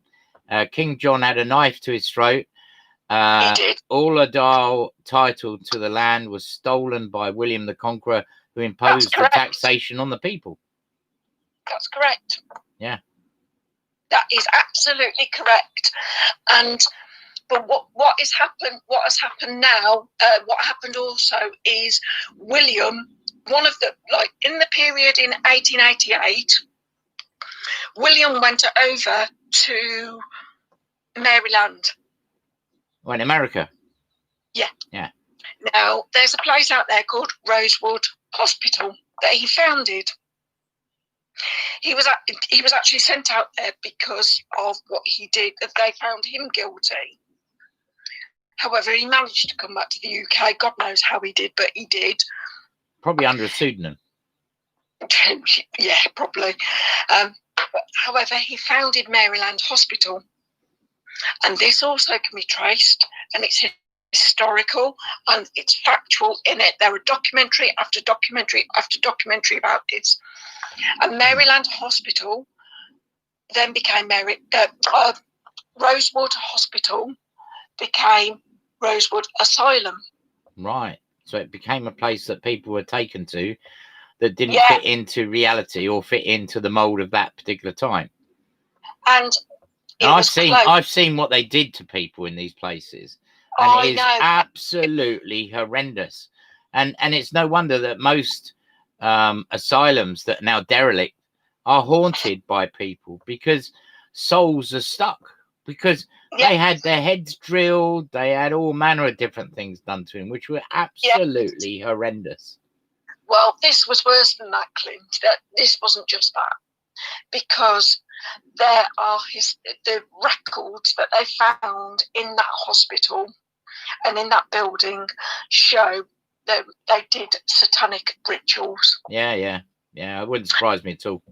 And it was closed in 2009 because of all the hauntings, because of the ghosts, because of everything. Because the 2009, it was only in 2009 that place was closed. That's not that long ago, is it? Really? I'm not being funny. That's 11 years ago. Yeah. And I've had to come to the realization, oh my freaking God, that's my direct bloodline. Yeah. Now, because realistically, asylums were just experimental. They're like Dr. Mengelin's surgery, really, isn't it? Absolutely. And when I see, and when I meditate when I meditate, all I see is Dracula, Frankenstein, and that kind of energy, and that's what I see. And I'm not being funny. I've recently had my astrological birth chart done. Yeah. Because the spiritual people have been saying, how can you attract so much dark? How can you attract so much this? It is very much about taking down the layers of within and around you. I mean, just because you're in that doesn't mean you're not dark anyway, but it is very much about the darkness there to sap the energy out of you to stop you being light. That's right. Well, when I had the chart done, and if I'm wrong, or if the person's wrong who's done my chart, which I don't believe they are, I'm actually every single planet, the day I was born in 71 was direct. Yeah. Every planet. And I'm 28 degrees onto the galactic core center. Yeah. Of the universe. Right. The 28th is a very poignant day for me on all levels. The number 28, that's the year that they discovered that they needed to sort my thyroid out, and everybody knew everything that was happening for me, various things. But for every planet to be going direct, I've been told that only happens if you've never been here before. Yeah. Because if you've not been here, and if I come here and I don't work through the energy of each planet in this life with all the lessons that each planet brings. And this is without the historical knowledge of where you've been before in Lemurian bloodline and everything else. That's correct. That's nothing to do with Lemuria. This is just this bloodline now. Yeah. I was brought here to karmically clear all of that. So there's no wonder I've had the lifetime of crap that I have. Yeah. But I knew, because of the Lemurian aspect, to surrender. Yeah. Because they will not allow that aspect of Lemuria to be removed again. No. And it comes from the heart. And it is, in a way, it's being reseeded right now. It is. Because one thing I have done, there is an aspect, and I've done it today, and it's not by chance I'm on here. I actually today, my local police force have been abusing me for 6 years because of my gifts, because of the work I do, because it doesn't make financial gain. Probably because of the truth you speak. Correct. And this week I've suffered further domestic abuse. and I didn't ask for it. Thursday, like this week, I've been in London. I was in South Sea, then I went to London, and I actually have been given on a human contract, and that's to do modelling. And at my age, to be given a contract to do commercial modelling, and that's human level. Yeah. That's on a human level. I had a friend sat with me who was allegedly spiritual, going, "Oh, I'm just asking them spiritually what that contract means." I'm like, I said, "It's not a spiritual contract. It's a human one." I said, "And if you want to do spiritual work," when we sat in a place where Jack the Ripper used to come, I said, "That bottle of wine that you've just ordered, you need to send back. Because if we're going to be working with dark energy, no way are we drinking. Not with energy like that at all." Yeah. You'd have thought I'd have, oh my God. I was abandoned she ran off. The hotel staff were absolutely amazing. They said, "What on earth is the matter with her?" She left me with a £300 bill in the middle of London. Food, drink, everything. God. So I had to deal with that. Then I had to deal with the male aspect of that on the next day.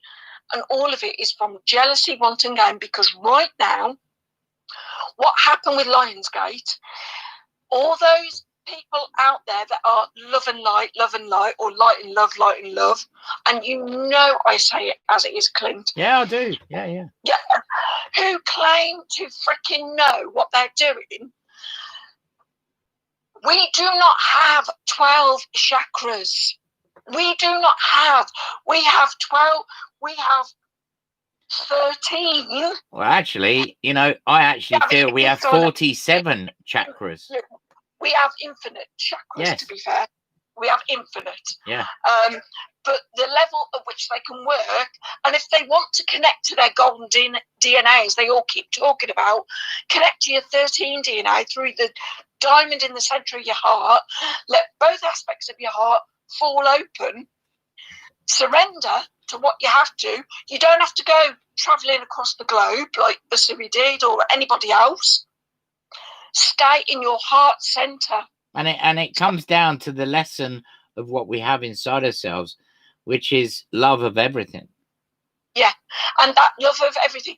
I could sit here saying these things out loud, knowing I come from men that have raped and pillaged many, many women, that have taken advantage.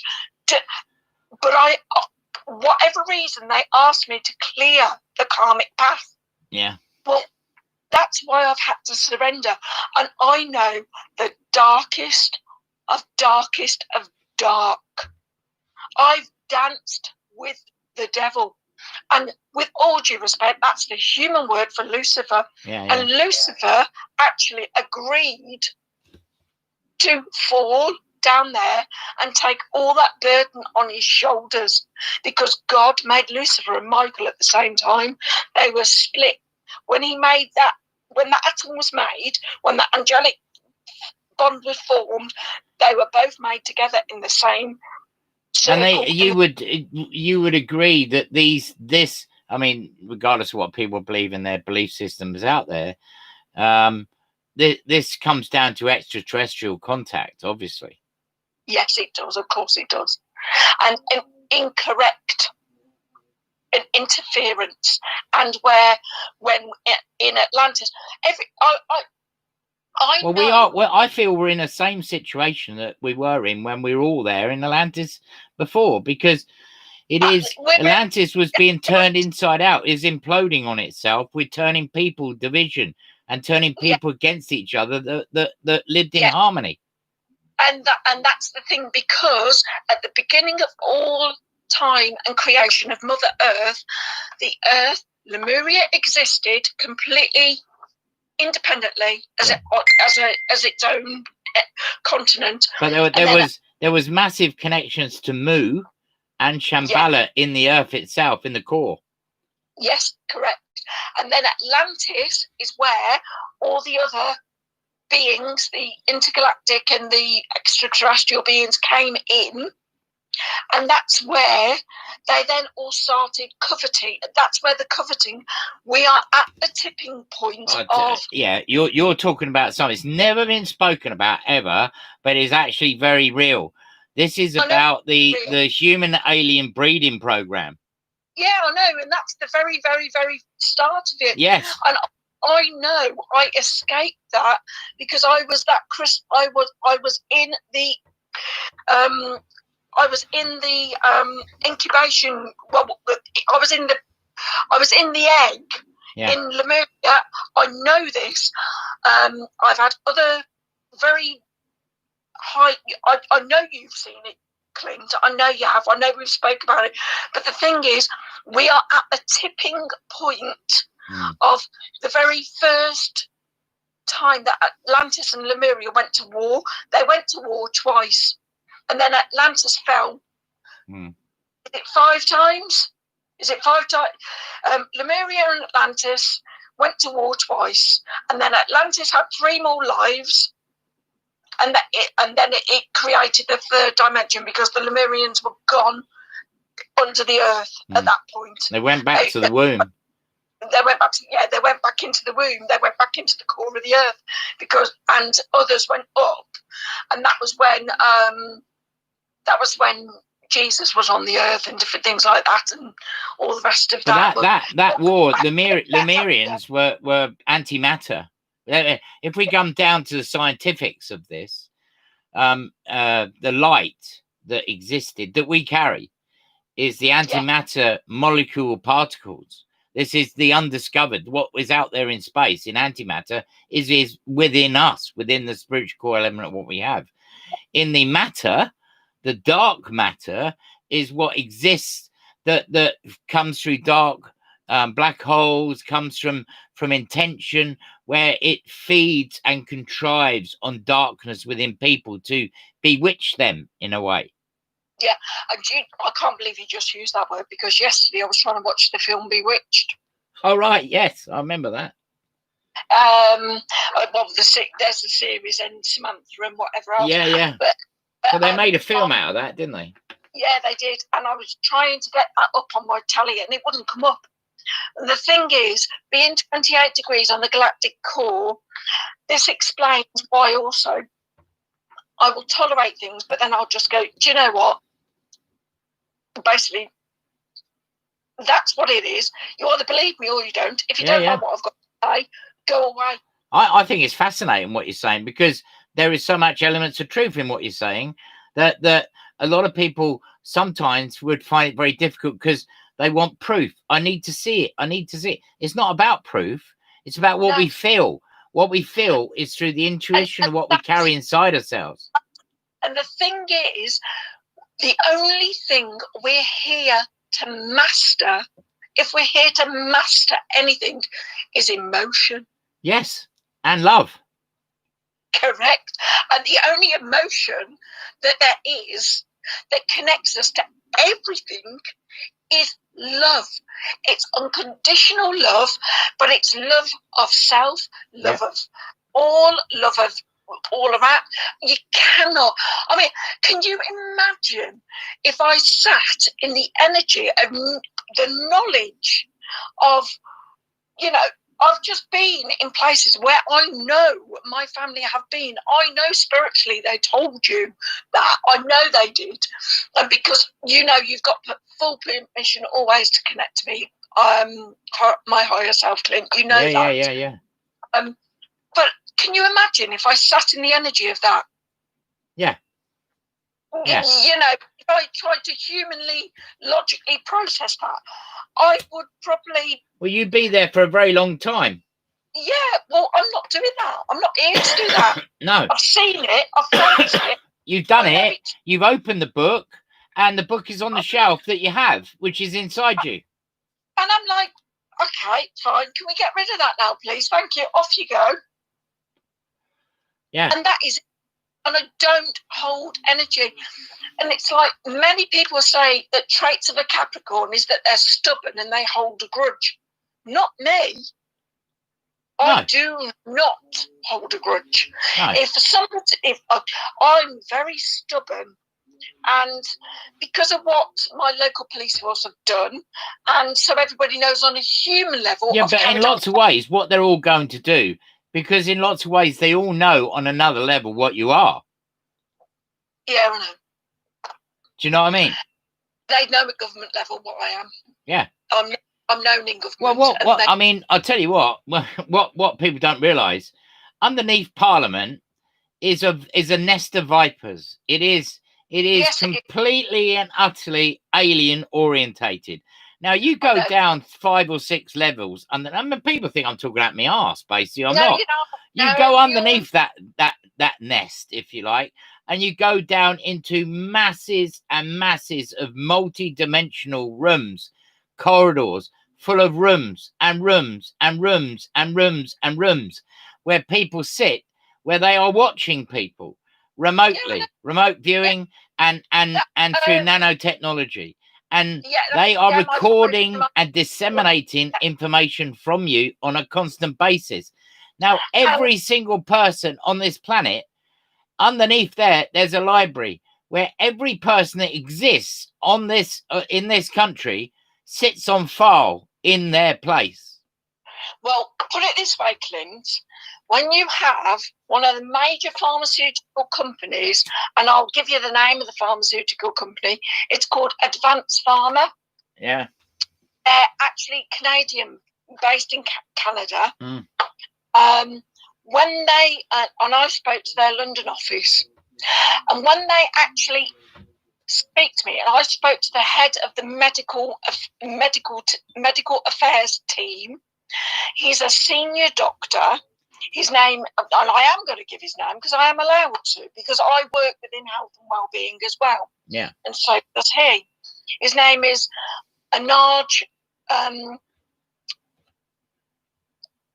Snoop, ANAARJSNOOP. I have in black and white from them that there are no patented endocrine medications by any pharmaceutical company in the world. Yeah. At all. And he said there aren't any. And I've been trying to speak to them for 12 months to get an update. So now I'm connected direct to the Medical Health Regulatory Authority, who knew about this when I went to them last year and said, look, this is what they've said.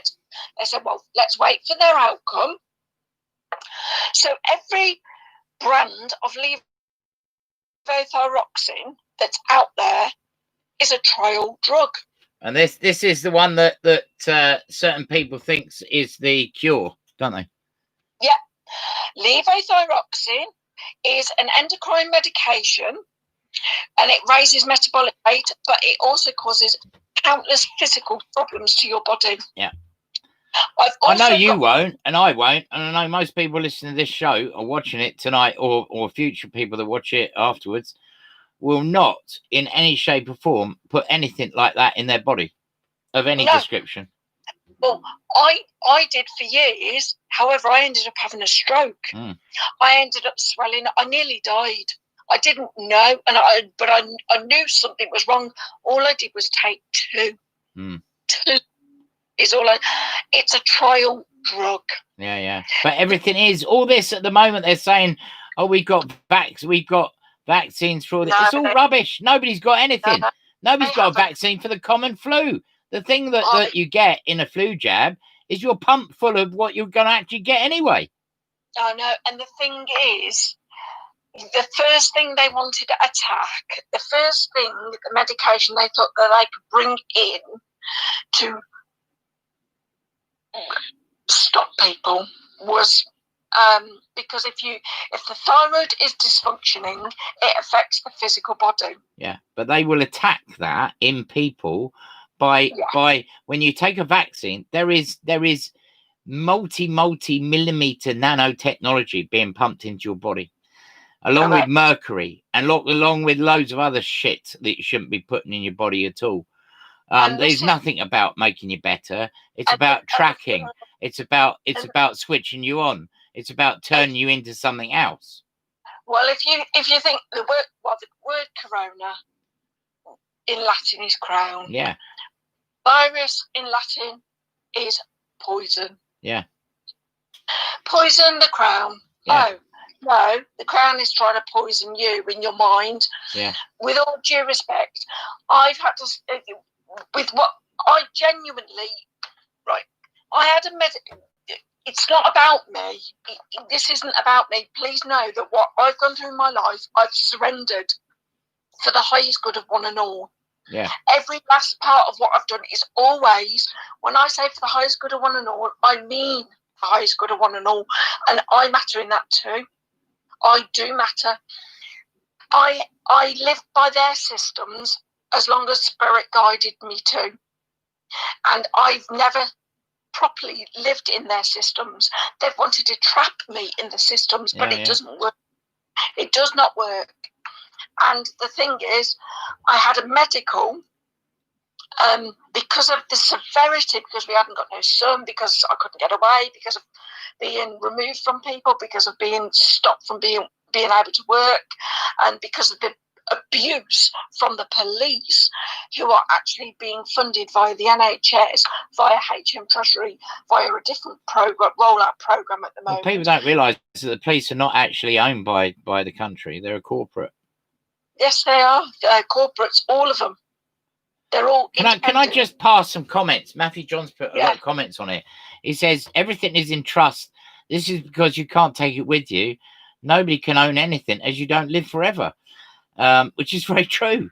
And he also says Unum Sanctum is why this world is the way it is. Unum Sanctum was the first constructed trust. Can you guess what was put into it?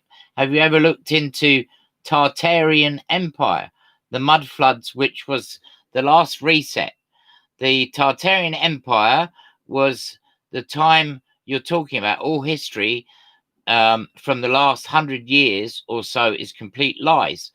People were lobotomized at that time because they were awake at that time, and we're speaking about the same things we all do now. He does say that I would argue Jesus never walked the 3D realm. Jesus just means I am. Whatever you say, Jesus, whenever you say Jesus Christ, you're actually saying I am Christ. And he says that the ministry of old magic. Yeah, Jesus. Because if you think about it, Jesus came after the second fall of Atlantis. Yeah. Because that was when the Great Flood happened.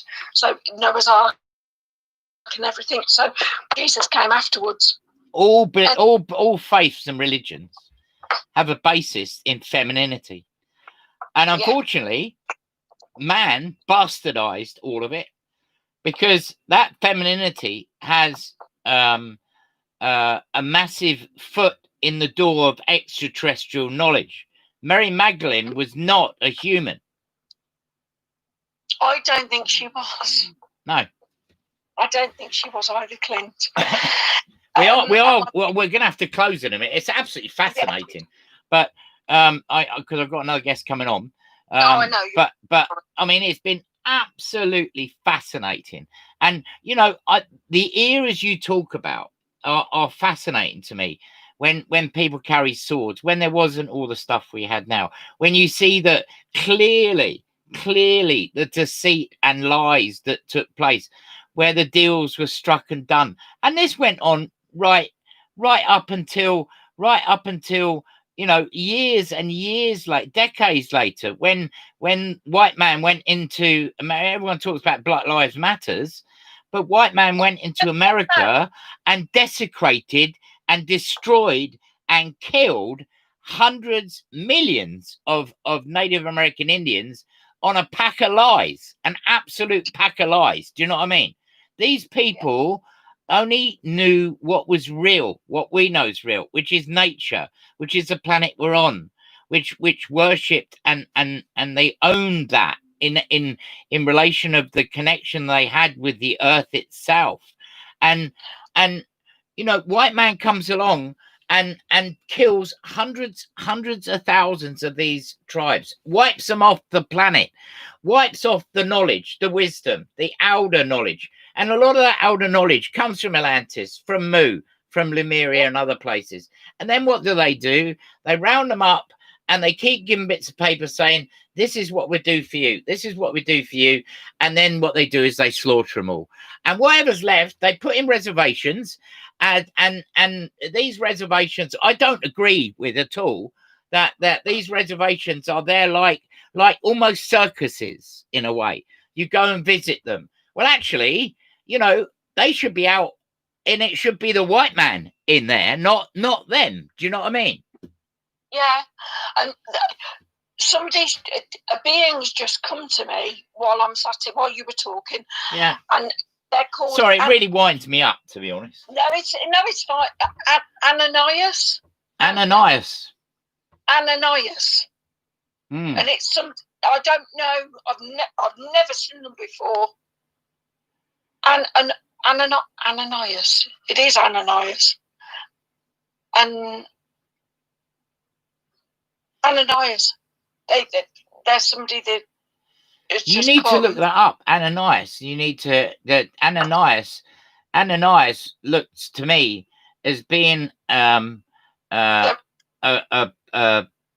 extraterrestrial god, because basically the Greek were extraterrestrial gods. And I do feel Ananias. What you've got to remember is that the history we're told is absolute bollocks, to be honest, because you know, we were seeded. You know, Egypt was seeded, and from there went out all the tribes, all the extraterrestrial tribes that all lived as one, and they seeded Mayan, they seeded Egypt, they seeded everywhere. They did it in Atlantis, and then they managed to get some Lemurians in Egypt. Yeah, but what they did with Lemuria and Mu was no different than what they did with the Indian reservations and the great tribes that existed. I know, it makes me cross, Clint. It makes my blood boil. The same as the conquistadors that went to Peru, and they slaughtered hundreds of thousands of the indigenous tribe. It's gone out of my head. Indigenous tribes. The indigenous tribe, the giants, basically. Because they're terrified of giants. Well, giants still walk this earth. They just have to be in hiding a lot of the time, unfortunately. And it's completely and utterly wrong. So, you know, Black lives matter. All lives matter. All lives everywhere matters in every universal strand. You know what I mean? Well, and none of that I spoke about is ever talked about, is ever broadcast or ever known. But the known fact, and you know as well as I do, that the history is full of propaganded, fascist, total ignorance and defamation of character, of cultures and beliefs, just through the words of people that feel that they have a power by a book that actually 9 times out of 10 that book is farcical, illusionary, and not real. And I'm talking about the Bible. And with it comes plagues, vermin, disgusting things like what we've got now: coronavirus, paedophilia, drugs, gun running, prostitution. This has gone on for centuries and centuries and centuries. I read a book which is about I mentioned it some weeks ago now, but it was out in an Eastern Bloc country where they had a disease in the 1532 where people started to get disease where they couldn't stop dancing. They had to dance all the time until they died, where their flesh was taken off of their bones. This was a meteorite that crash landed very near there's Strasbourg, very near Strasbourg. Right. And lots of people died. And what's interesting is the verbalization of the characters of how life was at that time. This is 1532, long time ago. But, you know, it's no different to what it is now, because the priests, they had people come and take children out that were dead, that were naked, that were abused and tortured and raped. They went into inns and found that priests and clergy were in there wearing the most finery gold you can possibly imagine. Nuns were in there wearing finery clothes and everything else, all in the name of God. And they were all out the back debauching like it's going out of fashion. What's changed? Nothing. Nothing's changed. Nothing's changed, and nothing. Sorry, I just had to get it out because it's no. We have to be in a place where we hold a truth, and all right, a lot of people can say, well, it's just your truth. It's not my truth. No, it's known history that's not told. And the thing is, if you actually, I mean, you know, go by, if I go and look at my life and what I've gone through, I was 2 the first time I was sexually abused. Yeah. I was 2. Yeah. And you know who that was by. Yeah. But if you, on a practical level, the one thing I want to say is because a lot of people at the moment are like the masks and different things like that, I feel like now I've got, because of what they class as complex medical needs, which I know aren't complex, they just don't understand my genetic makeup, because I don't fit their human mould. I know I'm fine, but on their human level, I'm exempt from wearing a mask. Yeah. And the thing is, they're fining people now £3,500 if you don't wear one. They're not allowed to, and it's a guideline. And the thing is, because it is against your liberty of civil human rights, and I know this because I've got it forwarded into the Royal Court of Justice already, and I have a barrister that's helped me do this, right? I know I've served a cease and desist letter, and I was shown to serve it on the 6th of March to West Mercia Police Force, and I'm not bothered about naming the police force. And that cease and desist letter says it's one that I sought legal advice. It's a pre-legal letter, so it's warning them that if they try and take your right to human life, or torture you, or deprive you, or compromise your life in any way, you will, if they do not cease, take legal action against them. Now, that is something that people can practically do. Yeah. Serve upon the police. Yeah. And also send to their government. I have got a copy of that. I got it from there. I'm a member of the Hereford and Worcestershire Chamber of Commerce, and I got it from from the solicitors in the legal department. And it's a true legal letter, because then they cannot enforce any kind of civil thing on you and try and fine you. Yeah. Especially if it's breaching your human rights, which is exactly. They're asking us to wear masks. They're trying to put a world gagging order on. Go, frickin' get your heads. We're in Uranus retrograde. Get your heads out your fucking asses and realise, you bunch of twats, that you're about to fucking goddamn fall. Yeah, you're right. You really, really are, because I have stood up as one woman, like, I will call her by her title, Baroness Lawrence. However, when Baroness Lawrence, who, you know, Stephen Lawrence's mum, the black guy that got killed, the black kid, right? I've written to her. I wrote to her begging her for help when West Mercia had broken into my home, trying to steal documents, following me around the streets, going into my doctor's surgery, telling people I'm mental, telling them I'm this, all these things. I wrote to her and I begged her for help. Do you know what she said? What did she say? She said, I wish you well. Sorry I'm not able to help you, and I hope the matters get sorted soon. Yeah, completely I ignores it. Yeah. I was like, you fucking cunt. Yeah, And I'm sorry for saying that. I've just said it loud. I'm sorry.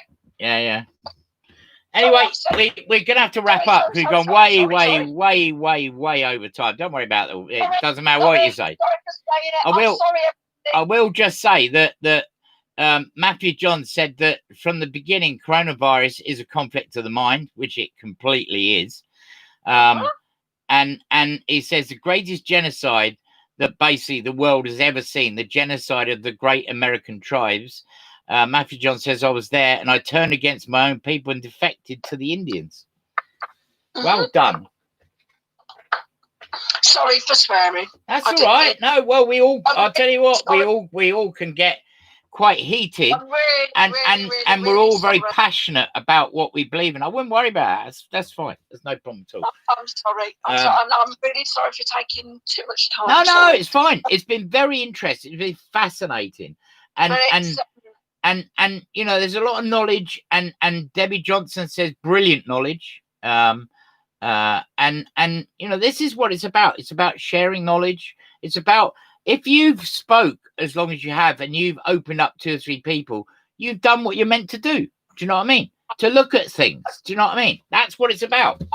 I can't believe there's somebody who was terrorised by a whole police force would do that. Yeah. And they're impartial. That's the House of Lords. Yeah.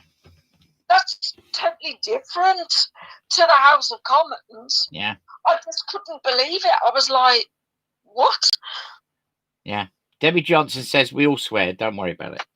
I wouldn't worry about it. I've heard far worse, I can tell you. And I've sworn quite a few times on here. I certainly did last week. And then they cut me off. So, you know, but I was talking about some very sensitive stuff as we have this week. And so far, we are 2 hours, 26 minutes into this show, and they haven't blocked us. That's good. Kerry, you've been a fantastic guest. Thank you very much. We will get you on again because we could talk for hours about all sorts of things. I know.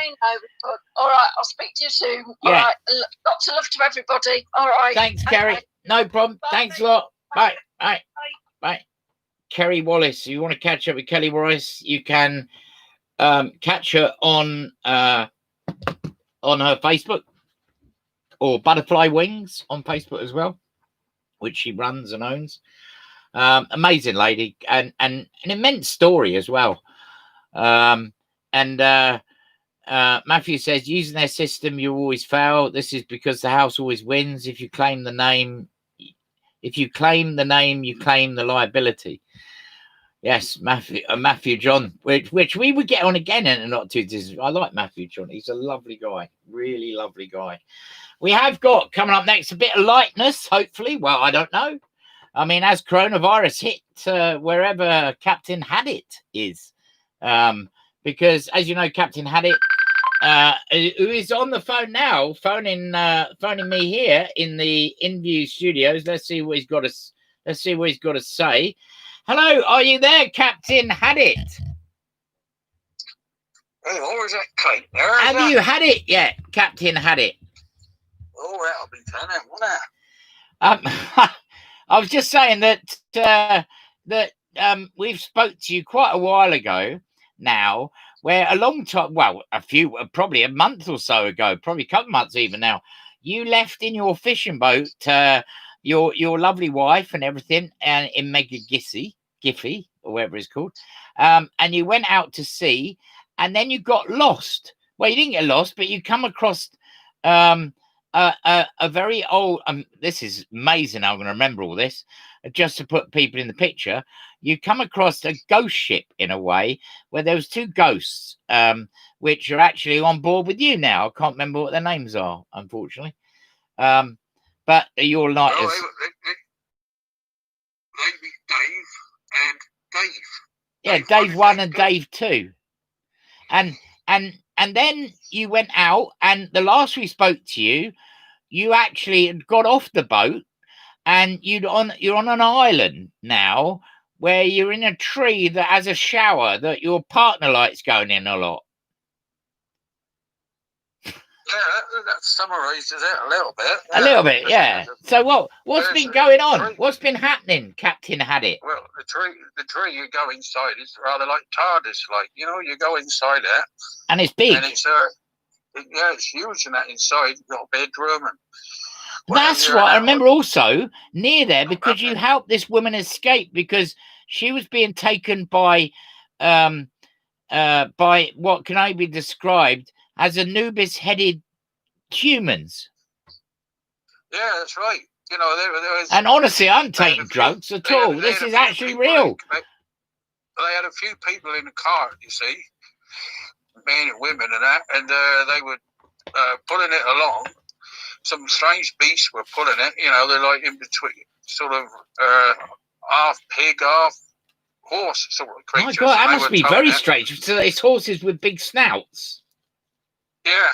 And she was being like towed along at the back, you know, by this piece of leather or something like that. So I just ran straight across to this track and I cut it with one swift blow of my big knife, like, and grabbed her and we rolled down the bank the other side, you see, and I kept my hand over her mouth and I looked up and they had gone, so they had missed her, like, you know. So wow. So I took her back to my treehouse, sort of, and then tried to explain, you know, what because she couldn't speak English. Well, what language does she speak? I don't know what language she speaks. It's a lot of gibberish. Well, yeah, I couldn't understand it, but it was, you know, several weeks ago now, and we got some kind of understanding, like, you know, she understands me a little bit more. So, are you in a relationship with this person? Well, that would be telling, wouldn't it? She's my companion there, well, isn't she? You can't you can't be Captain Hadit now because you must have had it. Well, yeah, that would be telling, wouldn't it? Well, it would be. It's really a bit of a personal question, so I do apologise, Captain Hadit. I'll tell you what happened about a week ago. What happened a week ago, Captain Hadit? Well, I was outside there having a shower in the waterfall, like, because there's like a big waterfall. Is this in the tree house or a different one? Yeah, just outside the tree house, there's a big waterfall. You all seem to take a lot of showers there, don't you? Well, yeah, why not? I mean, it's refreshing, isn't it? Well, yeah, is it warm, though?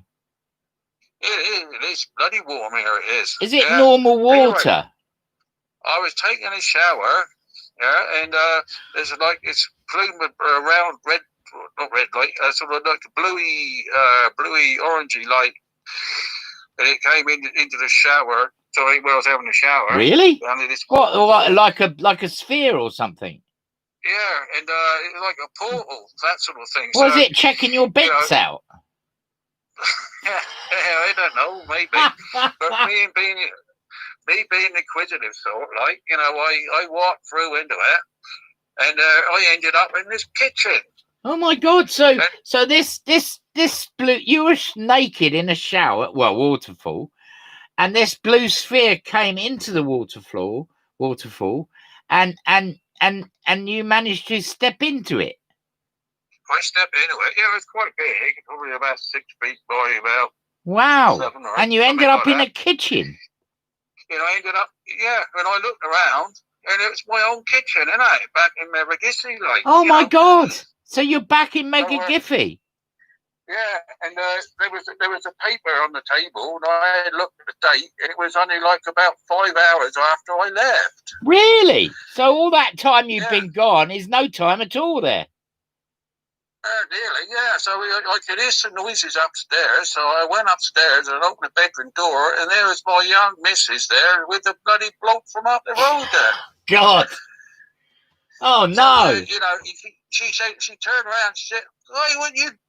You're supposed to be a C." I said, "You're supposed to be, you're supposed to be loyal to me." She said, "When you eat what it looks like." I said, "It bloody well looks like something to me." But I said, "Well, were they actually at it? Were they?" Well, yeah. And he said, "Right, it's all right. I ain't gonna do nothing. I'm just gonna laugh at you." And I said, because I just walked away laughing because I got a far better life now. So did you manage to go back down the stairs and get into the blue portal again? Yeah, because it was still there. I wasn't sure, so I had to have a quick look, and it was still there. So that's when I said, Were you lucky you know, it's still there, carry on. can take you back? Otherwise, you'd have to end up staying there. Yeah, it's still there. So I walked that down the stairs and that, and walked straight back through the portal and that, and came straight back into my little tree hole. Yeah. Didn't you take the Because, porthole with you? portal just as soon as I got back, and that, it just went away.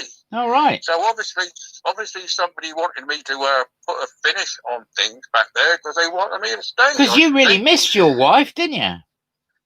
I did until I, you know, when I wasn't sure what was happening, you know, when I was on the boat and on the ship, like, and when I got to shore, when I wasn't sure what was going on. And now I understand a lot more, and I now found myself a new woman, like, companion. Yeah. And you know, it's. Well, and obviously you've only been gone. You've only been gone 5 hours in that reality, which means you ain't quite got out to real sea yet. And No, she's got a neighbour around there at it. It's been like 2 months for me. Yeah. You know, 5 hours for her. I have the last laugh as far as my wife is concerned because she's in my house, you see, and of course it's mortgaged to the hilt, and there ain't going to be no one paying the mortgage there no more. So well, no, well, it doesn't sound like you were ever going back there. No, I ain't ever going back there. Don't you miss going to your local pub in Mega Giffy for Gippy? Never Giffy. No, of course I don't miss that. Because I got other things here, like, you know. What have you got there then? Coconuts? Well, it's strange plants or whatever. You know, I found this out because she showed me. Well, what did she tell you? She told me. She said, you know, you pick these like big berries. It's quite a hard shell, but it ain't very thick. He said you just crack it open with your knife and you just drink it. Wow. And what's that taste like? Oh, it was weird taste. It really was. Never tasted anything like it. But really? God, dear, was it strong. I only had that 2 of those. And you fell over? You know, I was wobbling around like, I don't know. Really? Yeah, so I don't miss the pub. No. I got everything here, haven't I? Well, it sounds like you have. And obviously you still got your boat as well, haven't you? Yeah, I mean, Dave too, he's all right because, you know, in the spirit realm, they don't have time, do they, as such? Well, no, and you don't need to feed him or anything, do you? No, I don't need to feed him. Because obviously it'd fall out of him, wouldn't it? Well, yeah, he just sends me the occasional update, like, you know. What does he say? Does he speak in his head to you? Oh, yeah, that's what he does because, you know, he can't speak because he's spirit-like, you know. So well, you can't speak ghost. No. He would try doing that, I'll tell you. It's weird. But anyway, so, yeah, I'm happy he's Larry here. Oh, there was somehow. Well, just a few days ago, because we went on a scouting trip, 2 of us, and come across where they took the other you know, tribe members and that sort of thing. All right. And it was like this pound. Yeah, didn't they all go? Didn't all these Anubis-headed beings, humans, Anubis-headed humans, didn't they go into a spaceship? Yeah. Well, they got, I can say, frog marched near enough into this, like a spaceship type thing. They're like slaves, are they? Yeah, and others were with going into like this cave and that, and they're coming out with these carts of these rocks, that sort of thing, and they were taking them into the spaceship. Like, wow. You know, but I put pay to that. What did you do? Well, I went down there, you know, and very, very quietly, you know, made sure they couldn't see me. And all I did was, because the spaceship is like at the bottom of this sort of cliff, okay, it's like a quarry. Did you throw a rock at it?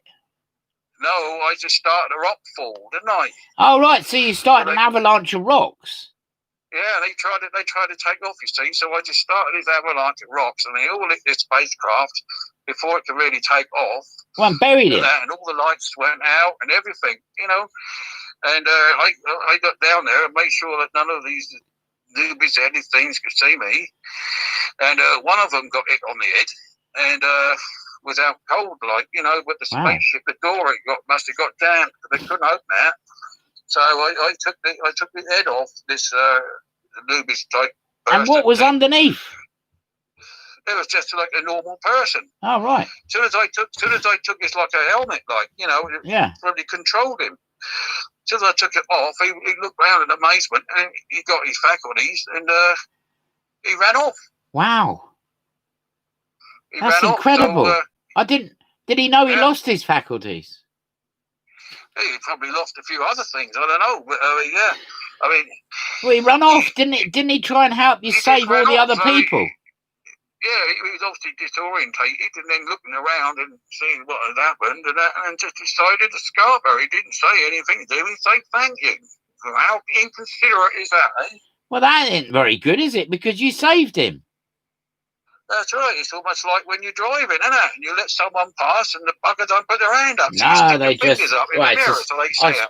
I expect you get the same in the sea, don't you, old sea dog? You know, when a great big huge tanker comes down and doesn't make way for you. No, it ain't quite like that, is it? But the sea's a bit bigger than the bloody road, isn't it? Yeah, well, I suppose it is, yeah. Yeah, I suppose it is. But there is some people that don't know how to actually pilot a boat.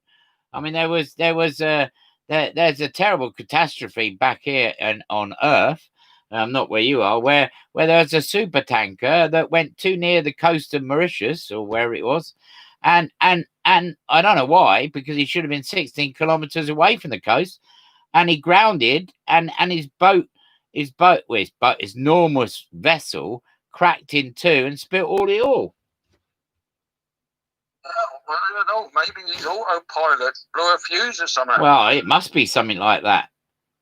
I mean... Or he was asleep at the wheel. Maybe he's had one or too many gins or whatever. Well, gins, I suppose they do drink a lot of that, don't they? Well, yeah, gin and rum. So, have you been in this ship since all these rocks are on it and let all these people out? Yeah, I mean, the day after, after everything's settled, that sort of thing, so make sure it's safe to go down there. And the door was still struck, and I was contemplating whether to sort of force it open or not, because I don't know who was going to come out, Well, that's true. You could have some Anubis-type people come out that could eat you or something, couldn't they? Well, yeah. Well, what about who would eat me? They're just normal people with these helmets on, aren't they? Well, they're brainwashing helmets, it sounds like. What happened was, I got this big piece of wood and this rock, and I started beating hell out of this door, and eventually it gave way. And then all these Anubis-headed people started running out, and I thought they were chasing me, but they weren't. They just run out. All right, so they were running away as well. Yeah, they pulled their helmets off, and they were just stood there looking at me. Because what obviously I think happened was whatever it was, something was controlling them, you see, from inside. So that obviously got destroyed. And what they're doing is, they've just ripped the helmets off, and they found themselves again. They're looking around, and one or two of them stared at me and my companion, and just nodded, and then just ran off. Bloody hell! It's very interesting because Debbie Johnson says, "Is he coming back to Megagissy ever for some Thatchers?" Obviously talking about the pub, but obviously you're not going back because you can't get any oats either, can you? Well, I don't want any oats from there anymore, do I? Why have some oats when you can have the real deal? Well, that's it. Well, yes. I mean, technically, is this woman you're with, is she human? Well, that will be telling, won't it? Because I got a feeling that they're sort of not human, are they? That will be telling. That will be telling. I can't divulge that sort of information. And no. Do you feel that there are search parties out looking for you? Oh, well, may well be, but they ain't going to find me. What about if there's like MI5 or MFI or whatever looking for you? Excuse me. MI5? MI5. Or MFI. You know, you might have a kitchen cabinet looking for you. Oh yeah, kitchen cabinet looking for me. No, MI5 are like the secret sort of investigative secret service, aren't they? Because there must be somebody in our reality knows about where you are. No. No? I would have thought so. You know, then you got to cast your mind back just about like 15 minutes. When I went back there through that portal, only like 5 hours had gone. Well, that's true, yeah. I mean, maybe So Donald Trump knows where you are. Well, see, as far as anyone knows, you know, I'm still at sea. Well, yes. Fishing. And I suppose what happens here is that time stands still. So even if you're there another 2 years, when you take your portal in the shower and you go back and you find that actually and you go back to your house and you come out and you find that they've just finished upstairs and it's been 2 years where you are. Yeah, could something like that. Yeah, could well be. That's mad, isn't it? Not really. I ain't going to test that out. You must be so pleased to be on such an exciting adventure, and so pleased that you haven't got anything like coronavirus where you are, which obviously was quite rampant in Mega Gissy. Corona what? Coronavirus, not corona, coronavirus. What the hell's that? Well, it's a disease that is across the planet here at the moment, apparently. You come out in spots or something? You just get a very bad cold and it kills you, apparently. So that? Well, apparently so, yeah, allegedly. You're going to tell me now everybody's walking around wearing masks? Well, actually, yeah, you wouldn't have noticed that because obviously your wife, or ex-wife, as I say now, and your next-door neighbour weren't wearing masks in bed, were they? Well, they probably weren't wearing anything, actually. No, they weren't wearing nothing. Not that I could see anyway, but I wanted to stay there long. Well, but you wanted to, really? You must have been heartbroken, really.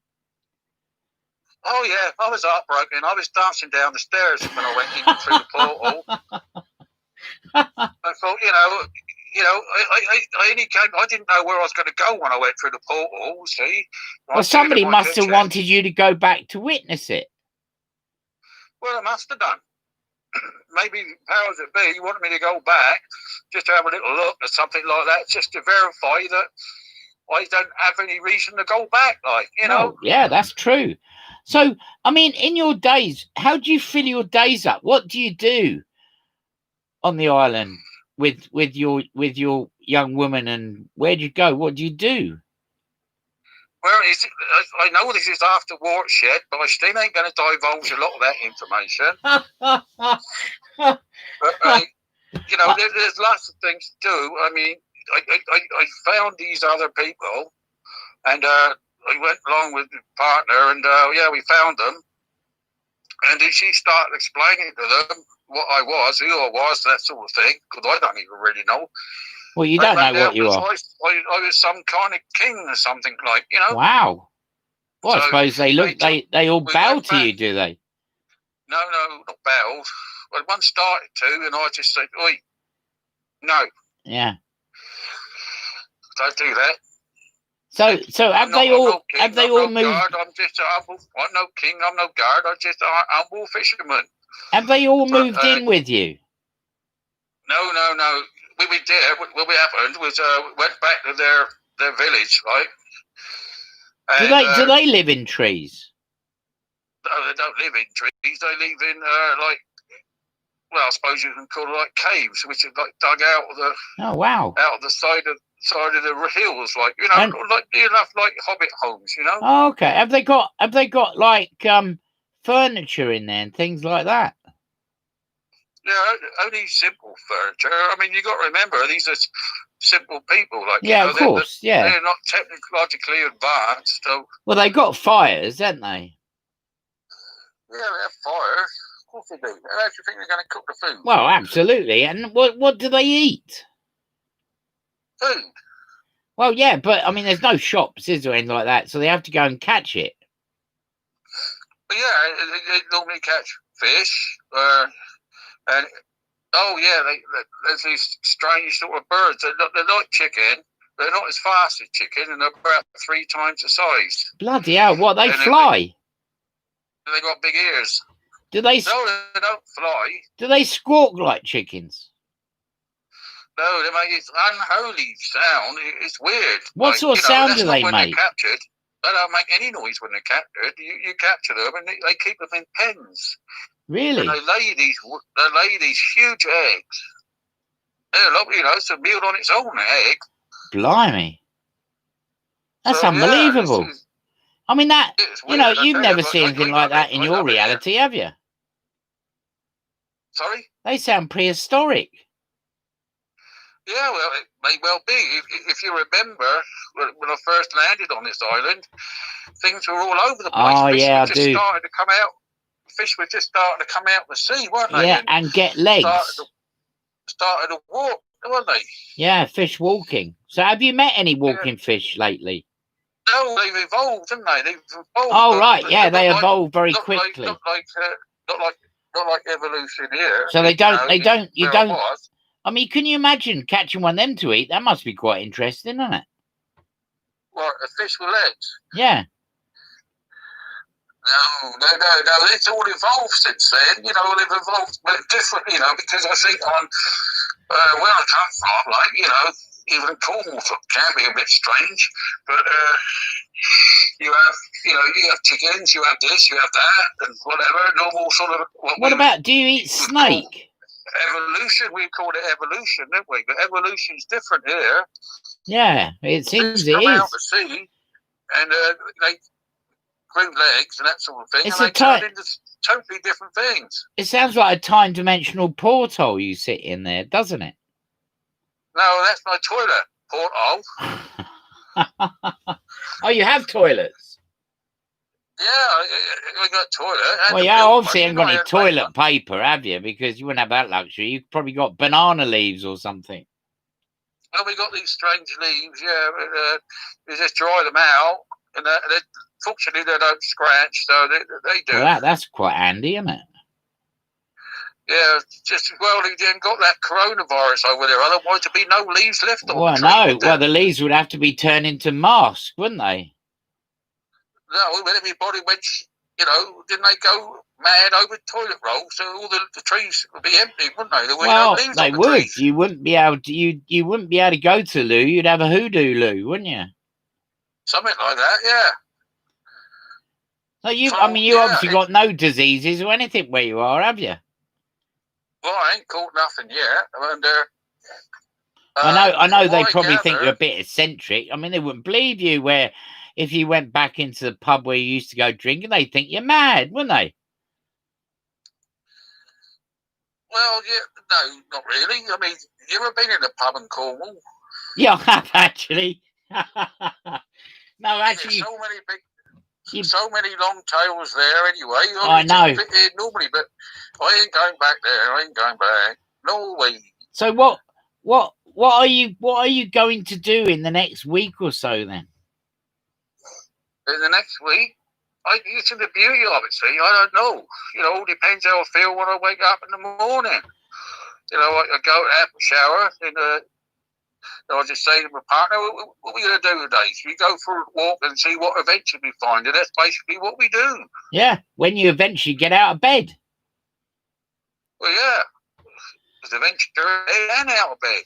Well, adventure in and out of bed, yes, absolutely. It sounds like it is. And when we hang on a minute. Yeah, we're going on a little bit of fishing on the other side of the island tomorrow. Oh, right. She said she's going to show me a special spot to catch these weird fish, big fish. All right. She said they're absolutely lovely with these plants. She says you dry them out, the stalks, and you chop them up. And I said, what? They look like chips, maybe chips. Fish and chips. Fish and chips. So yeah. So I explained what chips were. She said, yeah, they're very much like that. And I said, what they taste of? She said, I don't know. They haven't tasted anything apart from them and a few other things, so they don't taste of anything she knows of. Wow. Because, I suppose it's like us, and we taste a potato. You said, what does it taste like? It tastes like a potato. Well, yeah. Well, you say potato, I say potato, but Yeah, but you're a strange fellow. You are, aren't you? I mean, some people call them potatoes, some people call them potatoes, don't they? No, there's tomato and tomato.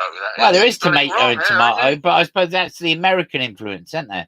I don't know what they would call them. You'd probably be reading too much of that White Man's Son magazine, ain't you? Well, probably, yeah. And obviously, in the multi-dimensional cosmic realm that you're living in, they wouldn't call them either of that. They'd probably just call it a thing. Well, yeah. Doesn't sound like they have names for anything. No, there's no need, is there?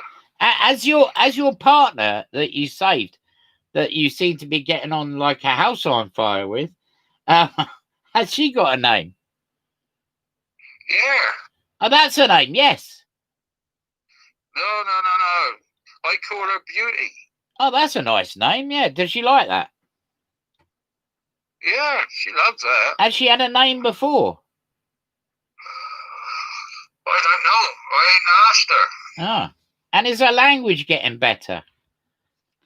Yeah, she can speak a little bit of like real English, but well, that's really good. It is. It's a start. It's a start. But sometimes you don't need to speak the lingo. Well, no, you have speak within. Do you feel you're going to get visited by these Anubis type humans again because they're missing a ship? Well, I don't know. Because they're obviously not from there, are they? No, this is why Dave One, he's out and about, you see. He's always out and about, Dave One. Yeah, he's out and about. He's protecting us, it's like an early warning. Well, that's quite good, really, isn't it? Well, these Anubis type people. Well, he can't shout, though, can he? Because he's a ghost. Well, yeah, he just shouts into my head. Gives me a headache sometimes. Oh, my God. I bet when they have an argument, you can't sleep at all. Dave 1 and Dave 2. Shut the fuck up, don't I? Hey? I just tell them to shut the fuck up, don't I? Oh, yeah, I presume you would, yeah, because, it'd be quite annoying when you're laying there snoring asleep. Well, that's right, or doing something else. Yeah, it can be quite off-putting, I would imagine, when you are sleeping, or whatever you do in bed. Put it that way, yeah. But these Anubis type people with their helmets on, like I said, they're just normal people, and they're being controlled by something in the spaceship. So it could be Dominic Cummings. I ain't really seen the occupants, the extraterrestrials, if you like. Oh, right. I don't even know what they look like. Well, you've got a ship there, though. You could go and investigate, couldn't you? I could do, yeah. But I ain't gonna yet. That's what Dave One does, you see. Oh, right, he goes and does all that. Of course he does. Yeah. Absolutely. Well, obviously, when we speak to you next time, you would have done your fishing and done other things as well, obviously. And I'm sure you would have more news on what's inside that, won't you? I certainly will. And see if I can sort of repair it. Maybe I can do like a Flash Gordon type thing. Well, you might be able to. There's a kid and go in there with the help of Dave One, get it up and running, and bugger off to their own planet and cause havoc there. That sounds quite incredible. And that would be quite incredible if you can get it going. I mean, you don't know the first thing about spaceships, though, do you? No, I expect I can make something up that resembles WD-40 and put that in one or two places, I expect. Yeah. Well, that sounds brilliant. So we might even speak to you on it. Yeah, well, no, you don't want to speak to me on it. Maybe in the ship, yeah. Yeah, in the ship. That's what I'm talking about. or right. you know, maybe wherever you don't know where the ship will take you. So, you know, I mean, you know, you have to be a bit careful because you don't want to lose sight of where you come from. No, I don't want to lose sight where I come from. And you know, I think it's a remarkable story, and I know the scientific world are on the edge of the seats listening to this because it's very top secret. I don't even know where you are. Do you know what I mean? Because you don't know where you are either, do you? No, I ain't got a clue. It's somewhere. Yeah, it's somewhere, but it's not in our reality, is it? No, certainly not in this reality. You know, my reality is not in your reality. And it's quite interesting because the actual phone call is really clear, seeing as we're crossing dimensions, isn't it? Well, yeah, I don't quite know how that works, but well, it's about bending things, isn't it? Bending it. That's what it's about. Well, Dave, well, hang on, he just put something in my head. He just said something about it's bending FaceTime, you know. Bending FaceTime. So, space Oh, time. FaceTime, sorry. Yeah. Because you've got no internet there, have you? No internet as such. What's that?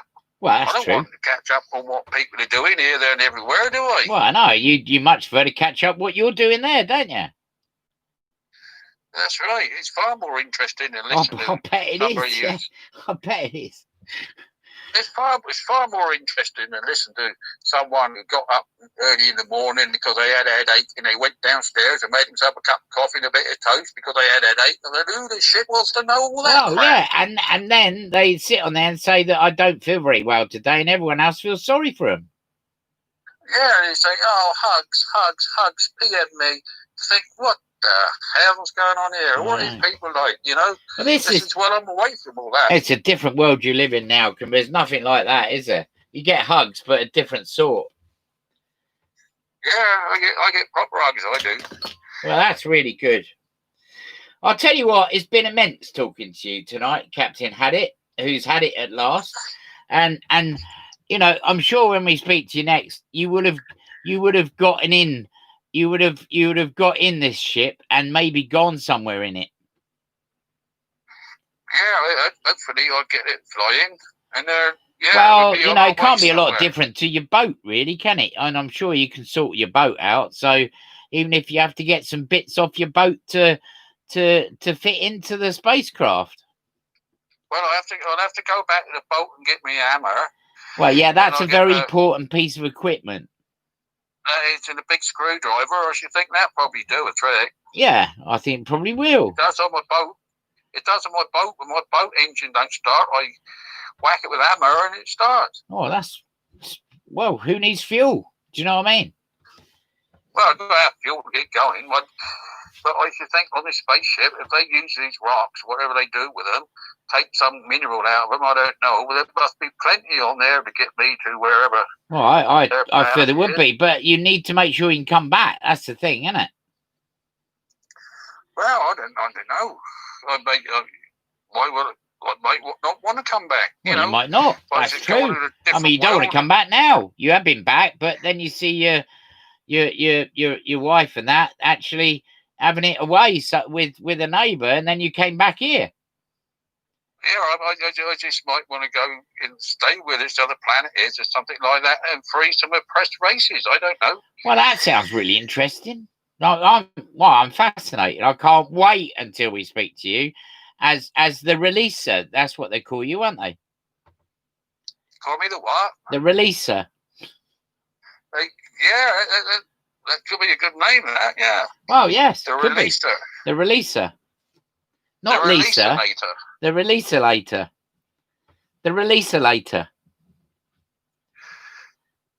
It's got some kind of ring, that hasn't it? It has, yeah. And you need to start writing your book on those banana leaves you've got there. Yeah, well, not quite bananas. They're weird fruit, they are.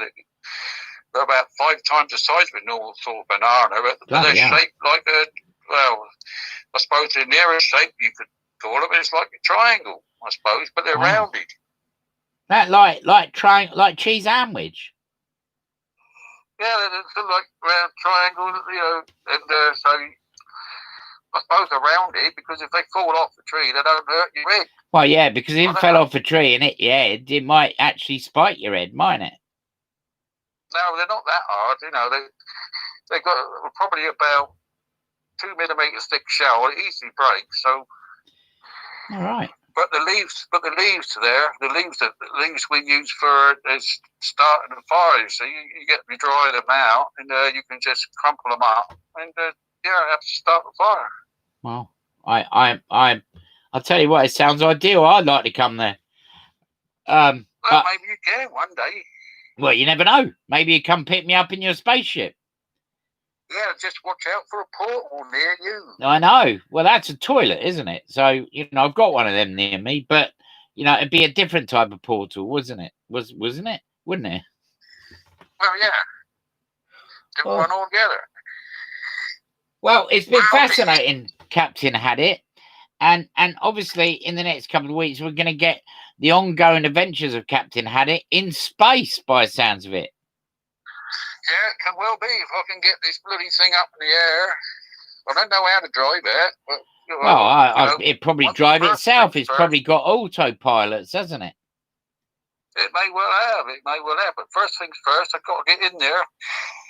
Yeah, and kick out the trash, as they say. Yeah, and release the people.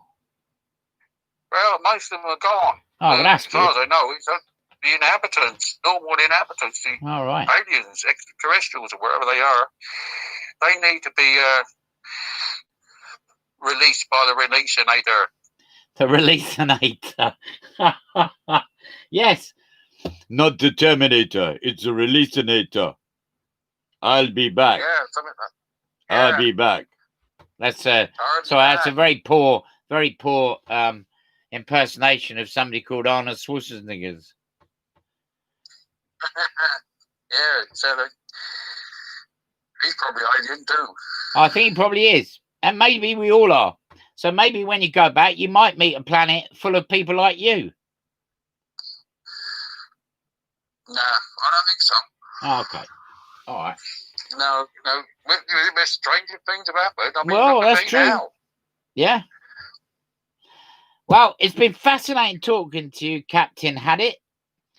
And do stay in touch. And I'm sure we'll speak to you in a couple of weeks where we'll find out what you're doing in that ship and where you're going, if you're going anywhere. Yeah, sure I will. I mean, I'm sure spirit world and that is, we'll take in space, time and all that sort of thing. So, well, it might only, you might go to another planet and be there 20 years and it's only 2 minutes where you come from. Yeah, could well be. Wow. And see, the thing is, I may not even age. No, you might not. You might live forever. Yeah, that'd be thought, wouldn't it? That's amazing. Yeah. Wow. Who knows? I'm just finding out things like, it's just going with the flow. Yeah. Well, you might meet another Clint up there. You never know. No, he's only one of these. God's sake, man, we don't want two of these, do we? It's been fantastic. Thank you very much, Captain Had It. You're welcome, and I talk to you soon. Yes, we will talk soon. Thank you very much. You've been very enlightening. Thank you very much. And out the flashing there, I see you got some flashing lights behind you, but I mean. Yeah, it's no portal. No, it looks a bit like one, but it's not. No. You just got commode underneath it, you know. Yeah, that's it. That's my portal.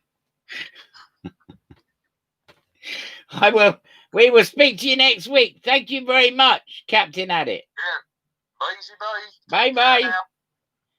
There it is, Captain Had It. What an amazing show tonight. What an amazing depth of things we've covered. My thanks to every single one of my guests tonight and all of you for listening. My thanks to Andy and Denise from the Sanger House Wellbeing Centre in Taunton. Please look them up. It's an amazing place. And Trees of Cell. bringing her intuitive astrological guidance for the rest of August and beyond. And Kerry Wallace for her fantastic looking through the window of her life, really, in relation to what she's investigated and what she's gone into. And then we go right out into the realms of a multi-dimensional place where Captain Haddock, as you learnt there, was showering underneath a waterfall, and a doorway opened, a sphere opened, that allowed him to walk into and to walk back into where he used to live in Mega Giffey, where he came out in his kitchen, and he walked up the stairs and found his wife in bed with his best friend, with his neighbour, sorry. And then he come downstairs and he left, and he ain't going back. And now what we find is that he did something quite remarkable with a spaceship, with these very strange Anubis type humans, and released them and managed to ground this ship with rocks, calling a rock fall, not like a waterfall, but a rock fall. And we will hear, I'm sure in the next couple of weeks, what he's going to do with that, because he's going to go on board and see if he can do an AA job on it. It's been absolutely brilliant. I mean, you can't write this stuff. Do you know what I mean? Gemma Jane Brooks has just joined us. Hello, Gemma. I'm late, but we'll be watching this from the beginning later. Fantastic. It's great. Fantastic television, whatever you want to call it. You've been amazing out there tonight. I'm very grateful for all of you joining me on the Inveiw. Next week's show is going to be brought from a different platform. So you will still get it on YouTube, but you will get it on Facebook. You'll get it on Instagram. You're hopefully going to get it across the stream of everything. So, you know, it's not just in one place. So you will be able to watch it on Instagram, Facebook, and YouTube, if not others as well. So watch this space. And next week's guests, another huge lineup. I just tell you who's on next week.